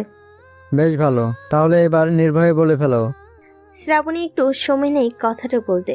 দেওয়াল ঘড়িতে দৃষ্টি ফেলে দেখে নেই বর্তমান সময়টা। কিচেনের ভিতর কিছু ভেঙে যাওয়ার শব্দ হলো। ঘাড় ফিরিয়ে তাকায় শ্রাবণী। পাশের বাসার বিড়ালটা কিচেন থেকে বেরিয়ে আসছে। শ্রাবণী বুঝতে অসুবিধা হলো না যে বিড়ালটা কিছু একটা নিচে ফেলে দিয়েছে। আরিয়া হাত দিয়ে বিড়াল তাড়ানোর চেষ্টা করছে। এর মধ্যে শ্রাবণী বলে ওঠে, কে? আমার সাথে পরিচয় করিয়ে দিতে হবে, তারপর আমি আশিকের সাথে আপনার পরিচয় করিয়ে দেব। আরিয়া সরু চোখে তাকায় শ্রাবণীর দিকে। ডান হাতটা দিয়ে লম্বা চুলগুলো ঠিক করে নেয়। বাম হাতের আঙ্গুলের ফাঁকে থাকা জ্বলন্ত সিগারেটে আরেকটা টান দিয়ে নির্বিঘ্নে ধোঁয়াগুলো ছাড়তে থাকে। আরিয়া স্বাভাবিকভাবে সিগারেট টানছে। শ্রাবণী ভেবেছিল আরিয়া কথাটা শুনে অবাক হয়ে অস্বাভাবিক আচরণ করবে, কিন্তু সে কিছুই করছে না। শ্রাবণী কিছু বলতে যেও থেমে যায়। আরিয়া সিগারেট প্রায় শেষ পর্যায়ে। সে বসা থেকে উঠে দাঁড়ায়। একবার শ্রাবণীর উপর দৃষ্টি ফেলে হাঁটা ধরে মেন দরজার দিকে। শ্রাবণী রাগে ফুসফুস করছে। ল্যাপটপটা পাশে রেখে সোফার নরম কাপড় খামচে ধরেছে। রাগে তার চোখ মুখ লাল হয়ে গিয়েছে। বিষয়টা আরিয়া পিছু ফিরে দেখে নিয়েছে, কিন্তু সে কোনো শব্দ না করে মুচকি হেসে বাসা থেকে বেরিয়ে যায়। নিলয়দের ভবনের দক্ষিণ দিকে দোতলা একটা ছোটখাটো ভবন রয়েছে। নিলয় একাকী সিঁড়ি বেয়ে উপরে উঠছে। ছোট ছোট খোপ খোপ জানালার মতো আলো বাতাস আসা যাওয়ার জন্য। এই ভবনটা অতি পুরনো। নিচতলায় দারোয়ান ছাড়া অন্য কেউ থাকে না। উপরের তলায় ভূতের ভয়ে কেউ যাওয়া আসা করে না। প্রায় 20 বছর আগে একজন ছাত্র আত্মহত্যা করেছে এই ছাদে এসে। সেটার ভয়ে মূলত কেউ আসে না। কেউ কেউ বলে থাকে মারা যাওয়া ছাত্রের আত্মা এখনো ঘুরে বেড়ায়। নিলয় তা বিশ্বাস করে না। সিঁড়ির একেবারে শেষ প্রান্তে এসে দরজার সামনে দাঁড়ায় সে। খিড়কি লাগানো, অনেক দিন ধরে মনে হয় খোলা হয় না। নিলয় শক্তি খরচ করে দরজাটা খুলে। সাথে সাথে এক ঝটকা বাতাস এসে তার চোখে মুখে লাগে। ভীষণ ভালো লাগার অনুভূতি কাজ করে তার মনে। বিস্তীর্ণ খালি জায়গা, তবে অতটা খোলামেলা নয়। ছাদে ভালো পরিমাণ ময়লা জমে আছে। নিলয় যে ছাদের এক কোণে দাঁড়ায়। এখান থেকে বেশ ভালোই লক্ষ্য করা যাচ্ছে দূরের জলাভূমি। নিলয় পকেট থেকে তার মোবাইলটা বের করে। 2 দিন যাবৎ সেটা বন্ধ ছিল। মোবাইলটা অন করতেই অনেকগুলো মেসেজ কল নোটিফিকেশন আসা শুরু করেছে। অনেক পরিচিত মানুষেরা নিলয়ের সাথে যোগাযোগ করার চেষ্টা করেছে, কিন্তু কেউ সেই পর্যায়ে যেতে পারেনি। অচেনা একটা নাম্বার থেকে অনেকগুলো কল এসেছে, প্রায় 40টির মতো। নাম্বারটা দেখো মনে হচ্ছে এটা প্রাইভেট নাম্বার। নিলয় কপি করে নাম্বারটা একটা ওয়েবসাইটে ঢুকে সেটার পোস্ট করে। নাম্বারের সমস্ত ডিটেলস চলে এসেছে। মনে মনে হাসে নিলয়। এখন তার কাছে স্পষ্ট হয়ে গিয়েছে যে কে তাকে কল দিয়েছিল। পরিচিত আগন্তুক। এই নিলয়, তুমি কি পাগল? পিছন থেকে কোনো মেয়ের মুখ থেকে নিজের নামের পাশে পাগল উপাধি পেয়ে দ্রুত ঘাড় ঘুরিয়ে তাকায় নিলয়। আকাশি রঙের একটা শাড়ি পরা অবস্থায় দাঁড়িয়ে আছে শারমিন ম্যাডাম। নিলয় দ্রুত মোবাইলটা পকেটে রেখে দেয়। শারমিন এগিয়ে আসছে নিলয়ের দিকে। মাথায় কোনো সমস্যা আছে নাকি? হুম, এমন পানি রুম থেকে বের হয়েছ কেন শুনি? নিলয় কোনো কথা বলে না, চুপ করে দাঁড়িয়ে আছে। দৃষ্টি তার শারমিনের চিকন কোমরের দিকে। কালো একটা তিল নিলয়কে আকর্ষণ করছে। সে কাঁপা কাঁপা হাতে কোমরের দিকে হাত বাড়িয়ে দেয়। শারমিন এতক্ষণ খেয়াল না করলেও এখন খেয়াল করেছে ব্যাপারটা। নিলয় কোমরে হাত দেওয়ার আগে শারমিন তার হাতটা ধরে ফেলে। লজ্জায় পড়ে যায় নিলয়। মুচকি হাসে শারমিন। দুজন কিছুক্ষণ চুপ থাকে। নিলয় চশমাটা ঠিক করে নেয়। নতুন চশমা, তাই একটু সমস্যা হচ্ছিল। অনেকক্ষণ পর শারমিন বলতে শুরু করে, কথা বলছো না যে? কি বলবো? কোনো কথা বলার নেই বুঝি? কিছু কথা মনের ভিতর লুকিয়ে রাখতে হয়। প্রকাশ করো আমার কাছে। সময় হলে প্রকাশ করব, তখন আপনাকে আর বলতে হবে না। আমাকে আপনি করে না বললে খুশি হব। ম্যাডামকে আপনি না বললে কি বলবো? আর আপনি তো সম্মানীয় ব্যক্তি। কোমরে হাত দেওয়ার সময় কি কথাটা মনে ছিল না? হুম। মুখ ঘুরিয়ে অন্যদিকে তাকায় নিলয়। জবাব দেওয়ার মতো উত্তর তার কাছে আছে, তবু সে কিছু বলছে না। কিছু কিছু জায়গায় চুপ করে থাকাটাই ভালো। নিলয়ের মুখ থেকে কোনো উত্তর না পেয়ে শারমিন আবার জিজ্ঞেস করে, কি হলো, চুপ হয়ে গেলে যে? অনেক সময় উত্তর জানা থাকলেও চুপ করে থাকাটা বুদ্ধিমানের কাজ। আমার কাছে সেটাই মনে হয়। উত্তর নয়, জবাব চাই আমি। আমি কি তাদের থেকে অন্যরকম নাকি? তার মানে তুমি জেনে বুঝে হাত দিতে গিয়েছিলে আমার কোমরে? নিলয় শারমিনের দিকে তাকিয়ে একটা মুচকি হাসি দেয়। শারমিন নিলয়ের হাসির দিকে তাকিয়ে আছে। মাইবি সেই হাসি। কবি বলেছে, ছেলেদের হাসির থেকে মেয়েদের হাসি অনেক সুন্দর, কিন্তু নিলয়ের হাসি একটা মেয়ের হাসিকেও হার মানাবে। আমি আপনাকে গতকাল একটা প্রশ্ন জিজ্ঞাসা করেছিলাম, কিন্তু উত্তর পাইনি। আপনি কথা কাটিয়ে চলে গিয়েছিলেন। এটার মানে কি? কোন প্রশ্নটা যেন? আমার পায়ে গুলি লেগেছে আর আমি যে হসপিটালে ভর্তি আছি, এই কথাগুলো আপনাকে কে বলেছে? সবচেয়ে বড় অবাক করা বিষয় হচ্ছে, আপনি একমাত্র ব্যক্তি যিনি হাসপাতালে আমাকে দেখতে গিয়েছিলেন। তোমার তো তেমন কোনো আত্মীয় স্বজন নেই। আত্মীয় স্বজনের কথা আপনাকে জিজ্ঞাসা করিনি। যেটা জিজ্ঞাসা করেছি সেটার উত্তর দিন দয়া করে। নিলয়ের জোরাজুরিতে শারমিন বলতে বাধ্য হয়। সে কিছু একটা ভেবে নিলয়কে প্রস্তুত করে বলতে শুরু করে। ওই দিন রাতে অচেনা নাম্বার থেকে আমার কাছে একটা কল আসে। আমি অচেনা নাম্বার দেখে রিসিভ না করে বিছানার ওপর রেখে দেই, কিন্তু দ্বিতীয়বার কল দিলে আমি রিসিভ করি।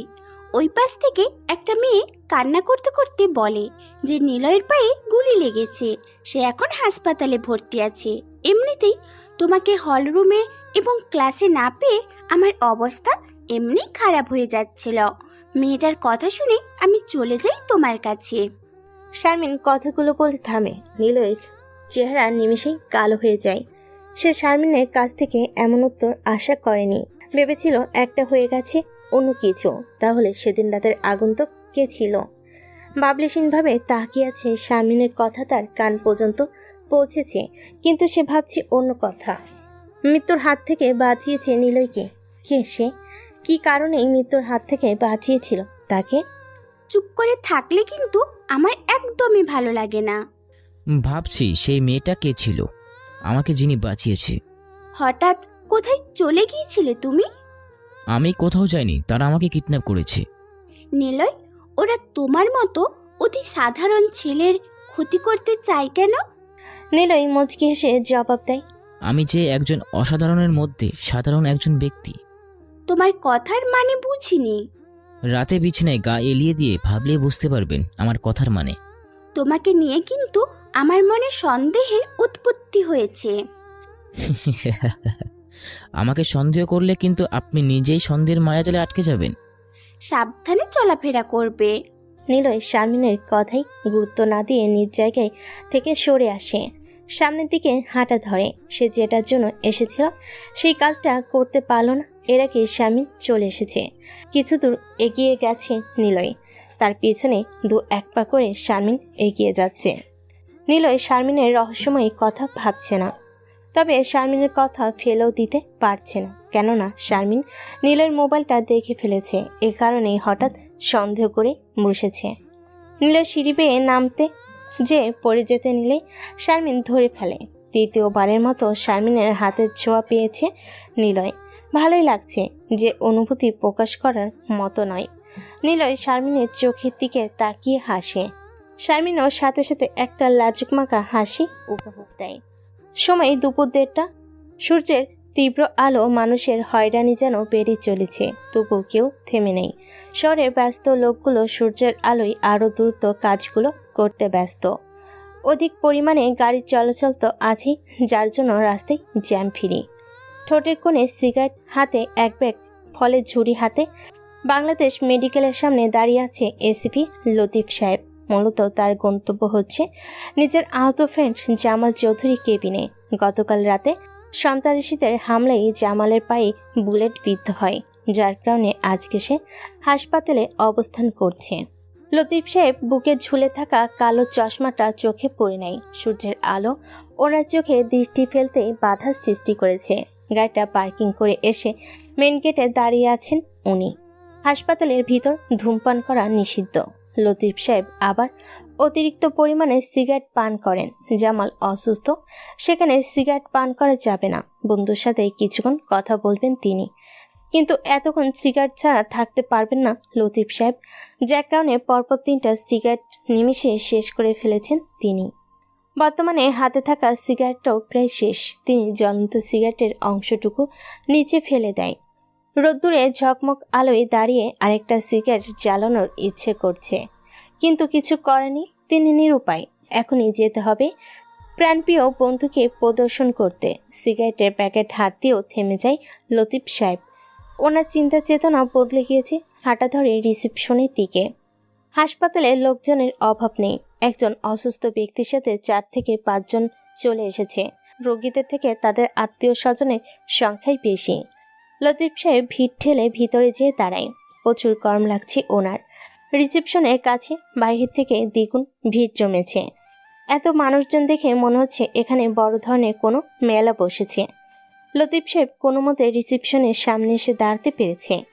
একটা শাড়ি পরা মেয়েকে লতিফ সাহেব নিজের কার্ডটা দেখায়। মেয়েটা কিছুটা অস্বস্তিতে পড়ে যায়।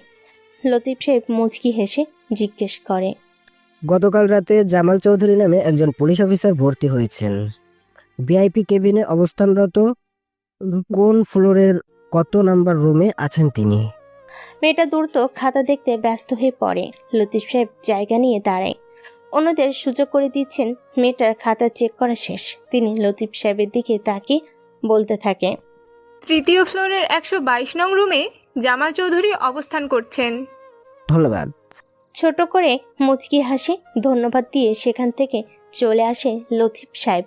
সিঁড়ি বেয়ে এত উপরে ওঠা সম্ভব না, যার কারণে তিনি লিফটের মাধ্যমে 3য় ফ্লোরে যেয়ে পৌঁছায়। হাঁটতে হাঁটতে এক পর্যায়ে 122 নম্বর রুমের সামনে এসে দাঁড়ায় লতিফ সাহেব। রুমের ভিতরে কেউ উচ্চস্বরে কথা বলছে। ব্যক্তিটা অবশ্য জামাল চৌধুরী। ওনার কথার তেজ এত বেশি যে বাইরে থেকেও স্পষ্ট শোনা যাচ্ছে। লতিফ সাহেব ভিতরে যাবেন কি যাবেন না এটা নিয়ে চিন্তায় পড়ে গেছেন। কারোর পার্সোনাল কথা থাকতে পারে। জামাল সাহেব যতই ওনার বন্ধু হোক, প্রফেশনের দিক থেকে দুজন আলাদা। হয়তোবা প্রয়োজনীয় কোনো কথা বলছে, কিন্তু কার সাথে এত জোরে জোরে কথা বলছে বাইরে দাঁড়িয়ে কিছু আন্দাজ করতে পারছেন না লতিফ সাহেব। অপেক্ষার প্রহর কেটে গেছে। বেশ বিরক্ত বোধ করছে লতিফ সাহেব। আর অপেক্ষা করা যায় না। মনে মনে ঠিক করে নিন তিনি, ওনার নিজেরও কাজকর্ম আছে। সারাক্ষণ হাসপাতালে থাকলে তো আর হবে না। রুমের দরজা ঠেলে ভিতরে প্রবেশ করেন তিনি। জামাল ছাড়া অন্য কাউকে লক্ষ্য করলেন না উনি। মস্ত বড় রুমের মাঝামাঝি দিকে 3টা বেড রাখা আছে। এর মধ্যে থেকে উত্তর পাশেরটায় শুয়ে আছে জামাল। লতিফ সাহেব ফলের ঝুড়িটা একটা টেবিলের উপর রাখে। বেডের পাশে একটা চেয়ার রাখা আছে।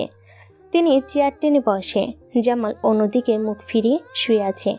লতিফ কয়েকবার গলা কেশে জামালের অ্যাটেনশন নেওয়ার চেষ্টা করলো, কিন্তু জামাল মুখ ফিরাচ্ছে না। লতিফ বিরক্তিকর একটা নিঃশ্বাস ছেড়ে জামালকে ডাকতে শুরু করে। জামাল, কিভাবে কি হয়েছে আমাকে বল। গতকাল রাতে একটা গোপন মিশনে ছিল। আমি আমার টিম মেম্বারদের নিয়ে সন্ত্রাসীদের বিপক্ষে গুলি চালাই, কিন্তু হঠাৎ করে একটা বুলেট এসে আমার পায়ে লাগে। এরপর আর কিছু মনে নেই আমার।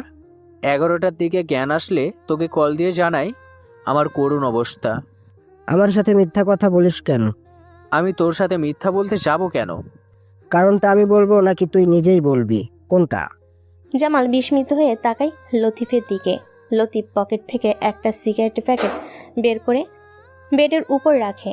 জামাল উঠে বসে, পিছনের দিকে হেলান দেয়। লতিফ একটা সিগারেট জ্বালিয়ে জামালের দিকে এগিয়ে দেয়। জামাল সিগারেটে ছোট্ট করে একটা টান দিল। এতক্ষণ তার মাথা ভন ভন করছিল। একজন নার্সের কাছে সিগারেট দিয়েছিল, কিন্তু নার্স সিগারেটের ব্যবস্থা না করে একটা ট্যাবলেট দিয়ে চলে গেল। সিগারেট না পেয়ে ট্যাবলেট খেয়ে মাথা ব্যথা দূর করার চেষ্টা করলো, কিন্তু কাজের কাজ কিছুই হলো না। এতক্ষণ পর সিগারেটের টান দিয়ে জামালের মাইন্ড ফ্রেশ হয়ে গেছে। দুই বন্ধু একসাথে বসে সিগারেট টানছে, কিন্তু কেউ কোনো কথা বলছে না। জামালের বলা কথা লতিফের বিশ্বাস হয় না, আর লতিফের কথার জবাব জামাল দিতে পারে না। লতিফ, তোর সাহায্য আমার অতি বেশি প্রয়োজন। এখন নিজেকে বড় একা একা মনে হয়।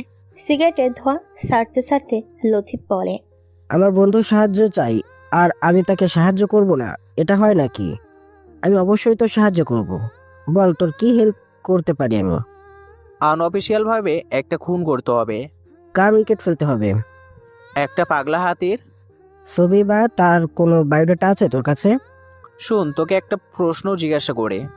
আচ্ছা, জিজ্ঞেস কর। জামাল সিগারেটে কয়েকটা টান দিয়ে একটু ভাবুক হয়ে বলতে থাকে। তোদের ডিপার্টমেন্টে একটা ছেলে আনঅফিসিয়ালভাবে কাজ করে। হ্যাকিং সম্বন্ধে তার খুব ভালো ধারণা আছে। তার নাম নিলয়। আমি কার কথা বলছি আশা করি তুই বুঝতে পেরেছিস। বুঝতে পেরেছি। তাই এখানে নিলয়ের বিষয়ে কথা আসছে কেন? এই জন্যই আসতে সে, কারণ নিলয়কে আমি তোর মাধ্যমে মারতে চাই। কি? দাঁড়িয়ে যায় লতিফ সাহেব। রাগে তিনি লাল হয়ে গেছে। জামাল ঠোঁটের কোণে হাসি রেখা ফুটিয়ে লতিফকে বসতে বলে। কোনো মতে শান্ত হয়ে বসেন তিনি। সিগারেটে আরেকটা টান দিয়ে মাইন্ডটা ফ্রেশ করে নেন। এত চটে গেলে হবে না তো, মাইন্ড সবসময় ঠান্ডা রাখতে হবে। তুই এসিপি হয়েও যদি এমন করিস তাহলে বাকিদের কি হবে? আচ্ছা, তোর কথা সম্পূর্ণ কর। নিলয় ছেলেটা আমার একটা কাজে বাধা সৃষ্টি করেছে, তাকে এখন যে কোনো উপায়ে শেষ করতে হবে। এই বলে কি তাকে মেরে ফেলতে হবে? আর সবচেয়ে বড় কথা হচ্ছে, নিলয়কে তো আমি কখনোই দেখিনি। তুই দেখিসনি তো কি হয়েছিল? আমি তো দেখেছি। তুই কিভাবে দেখেছিস? সে তো সবসময় নিজের পরিচয় গোপন করে রাখে। লতিফের কথা শুনে জামাল উচ্চস্বরে হাসে। লতিফ জামালের দিকে তীক্ষ্ণ দৃষ্টিতে তাকায়। সে বুঝতে পারছে না তার কথা শুনে জামাল এইভাবে কেন হাসতেছে। তুই এভাবেই হাসবি না তো, ভীষণ বাজে দেখাই। আমার হাসি বাজে না, মূলত তুই বিরক্ত বোধ করছিস। এমন কিছু না, কথার মধ্যে রহস্য রেখে চুপ মেরে থাকা মোটেও আমার ভালো লাগে না। নিলয়কে মারতে আমায় সাহায্য করবি তো? নিলয়কে মেরে আমার লাভ কি? 50 কোটি টাকা পাবে। একজন ব্যক্তির জন্য কত টাকা? রহস্যটা কি বলতো? অবাক হওয়ার কিছু নেই, আর রহস্য উন্মোচন করারও কিছু নেই। আমি যেটা বলবো ঠিক সেটাই বল তুই। কাজটা কিভাবে করব? আর সময় কতদিন লাগবে? নিলয় কিন্তু সাধারণ কেউ না, সাইবার জগতের সবচেয়ে ক্ষমতাশালী হ্যাকার। তাকে মারতে কিন্তু প্রচুর মাইন্ড গেম খেলতে হবে। আমি তো কিছুই বুঝি না। আমার চাই টাকা, বিনিময়ে নিলয় তোর। আমি সুস্থ হয়ে প্ল্যানটা তোকে বলবো, ততদিনে তুই তোর টিমকে প্রস্তুত কর। মাথা ঝাঁকাই লতিফ। জামাল সিগারেটের পুরো অংশটা জানালা দিয়ে বাহিরে ফেলে দেয়। বসা থেকে উঠে দাঁড়ায় লতিফ। এবার নিজের বন্ধুর দিকে তাকিয়ে রহস্যময়ী হাসি দিয়ে বেরিয়ে যায় রুম থেকে। জামাল নিলয়কে মারার জন্য প্ল্যান সাজাতে থাকে। রাত তখন বরাবর 12টা। বিছানার উপরে ফোনটা বেজে ওঠে। ল্যাপটপটা টেবিলের উপর রেখে মোবাইলটা হাতে নেয় নিলয়। অচেনা নাম্বার থেকে কলটা এসেছে। কলটা রিসিভ করবে কি করবে না এটা নিয়ে চিন্তায় পড়ে যায় সে। এক পর্যায়ে কলটা কেটে যায়। মোবাইলটা বিছানার উপর রাখতে যাবে এমন সময় আবারও বেজে ওঠে। অবশেষে ভয়েসটা চেঞ্জ করে রিসিভ করে সে। ওই পাশ থেকে একটা মেয়ের হাসির শব্দ ভেসে আসে নিলয়ের কানে। নিলয় চুপ করে আছে। আমি ভুল না হলে ওই পাশের ব্যক্তিটা মিস্টার 440? অপরিচিত মেয়ের মুখ থেকে নিজের পরিচিত নাম শুনে কেঁপে ওঠে নিলয়। এটা ভয় নাকি বিপদের আশঙ্কা কিছুই বুঝতে পারছে না সে। অপরিচিত মেয়েটা ভয়েস চেঞ্জ করে কথা বলছে। নিলয় কল রেকর্ড করতে গেলে দেখতে পাই এটা প্রাইভেট নাম্বার, যার কারণে কল রেকর্ড করা সম্ভব নয়। মেয়েটা এবার বলতে শুরু করে।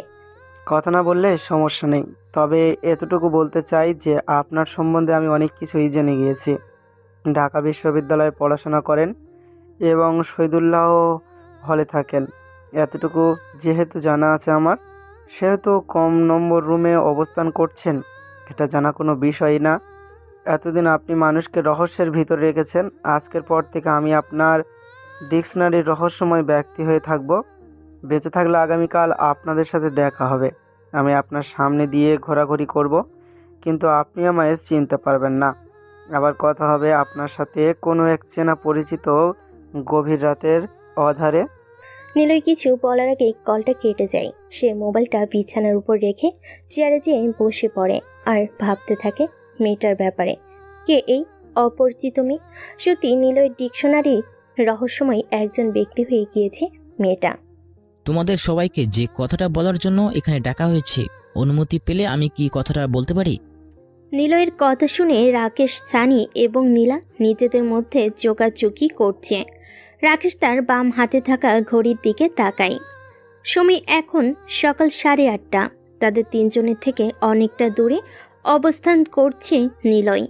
গাজীপুরের মধ্যেই কালীগঞ্জ নামে ছোট্ট একটা গ্রামে এসেছে তারা। ট্রেনের লাইন ধরেই হাঁটলেই কিছু দূরে আড়িখোলা স্টেশন। আশেপাশে মানুষজনের সংখ্যা কতিপয় কম। যাদের দেখা মিলছে তারা অন্য প্ল্যাটফর্মে দাঁড়িয়ে ট্রেনের জন্য অপেক্ষা করছে। নিলয় একটা সিগারেট জ্বালায়, মুখের উপর থেকে মানি হিস্টের মাস্কটা খুলে পাশে রাখে। সবাই তাকিয়ে আছে ওর দিকে, কিন্তু মুখে মাস্ক খোলার পরও নিলয়ের চেহারা দেখতে পেল না রাকেশ, নীলা আর সানি। কেননা নিলয়ের সমস্ত মুখমণ্ডলে রং দিয়ে আবৃত করা। কেমন যেন জোকার জোকার দেখতে লাগছে তাকে। তার লম্বা লম্বা ঘন কালো দাড়িগুলো ছাড়া অন্য কিছুই উদীয়মান নয়। সে সিগারেট টানছে। পাশ দিয়ে চট্টগ্রামগামী একটা আন্তনগর ট্রেন চলে যাচ্ছে। সিগারেটের বিষাক্ত ধোঁয়াগুলো তার চোখে মুখে এসে লাগছে, তবুও সিগারেট টানা থামায়নি নিলয়। এরই মধ্যে রাকেশ বলে ওঠে, ভাই, আপনার পায়ে ব্যান্ডেজ করা কেন? কিছু হয়েছে পায়ে? রাকেশের কথার জবাবে নিলয় শব্দ করে বলে, পায়ে গুলি লেগেছে। কিভাবে আর কে গুলি করেছে আপনাকে? ভাই, আপনি কিছু করতে পারেননি সেই লোকটাকে যে আপনার পায়ে গুলি করেছে? কোনো এক অপরিচিত শহরের পরিচিত লোক। সানির কথা শুনে নিলয় মুচকি হাসে। তীক্ষ্ণ দৃষ্টিতে তাকিয়ে আছে সবই নিলয়ের হাসির দিকে। নীলা তার মোবাইলটা বের করে। এরপরই মেইলের একটা মেসেজ নিলয়ের সামনে তুলে ধরে। নিলয় মোবাইলটা হাতে নিয়ে মেসেজটা পড়তে শুরু করে। মানুষকে সাবধান করা আমার কাজ না, তবে তোদের তিনজনকে সাবধান করার একটাই কারণ, তা হলো তোরা তিনজন আগুনে হাত দিয়েছিস। ভুলে যাস না, আগুন কিন্তু সব কিছু পুড়িয়ে ফেলে। আমি জানি তোদের সাথে মিস্টার 440 কন্ট্রাক্টে রয়েছে, তবে আমি কাউকে ভয় পাই না। যে কাজ করেছিস সেটা যেন আর ভুলেও না হয়, এটাই ফার্স্ট অ্যান্ড লাস্ট ওয়ার্নিং।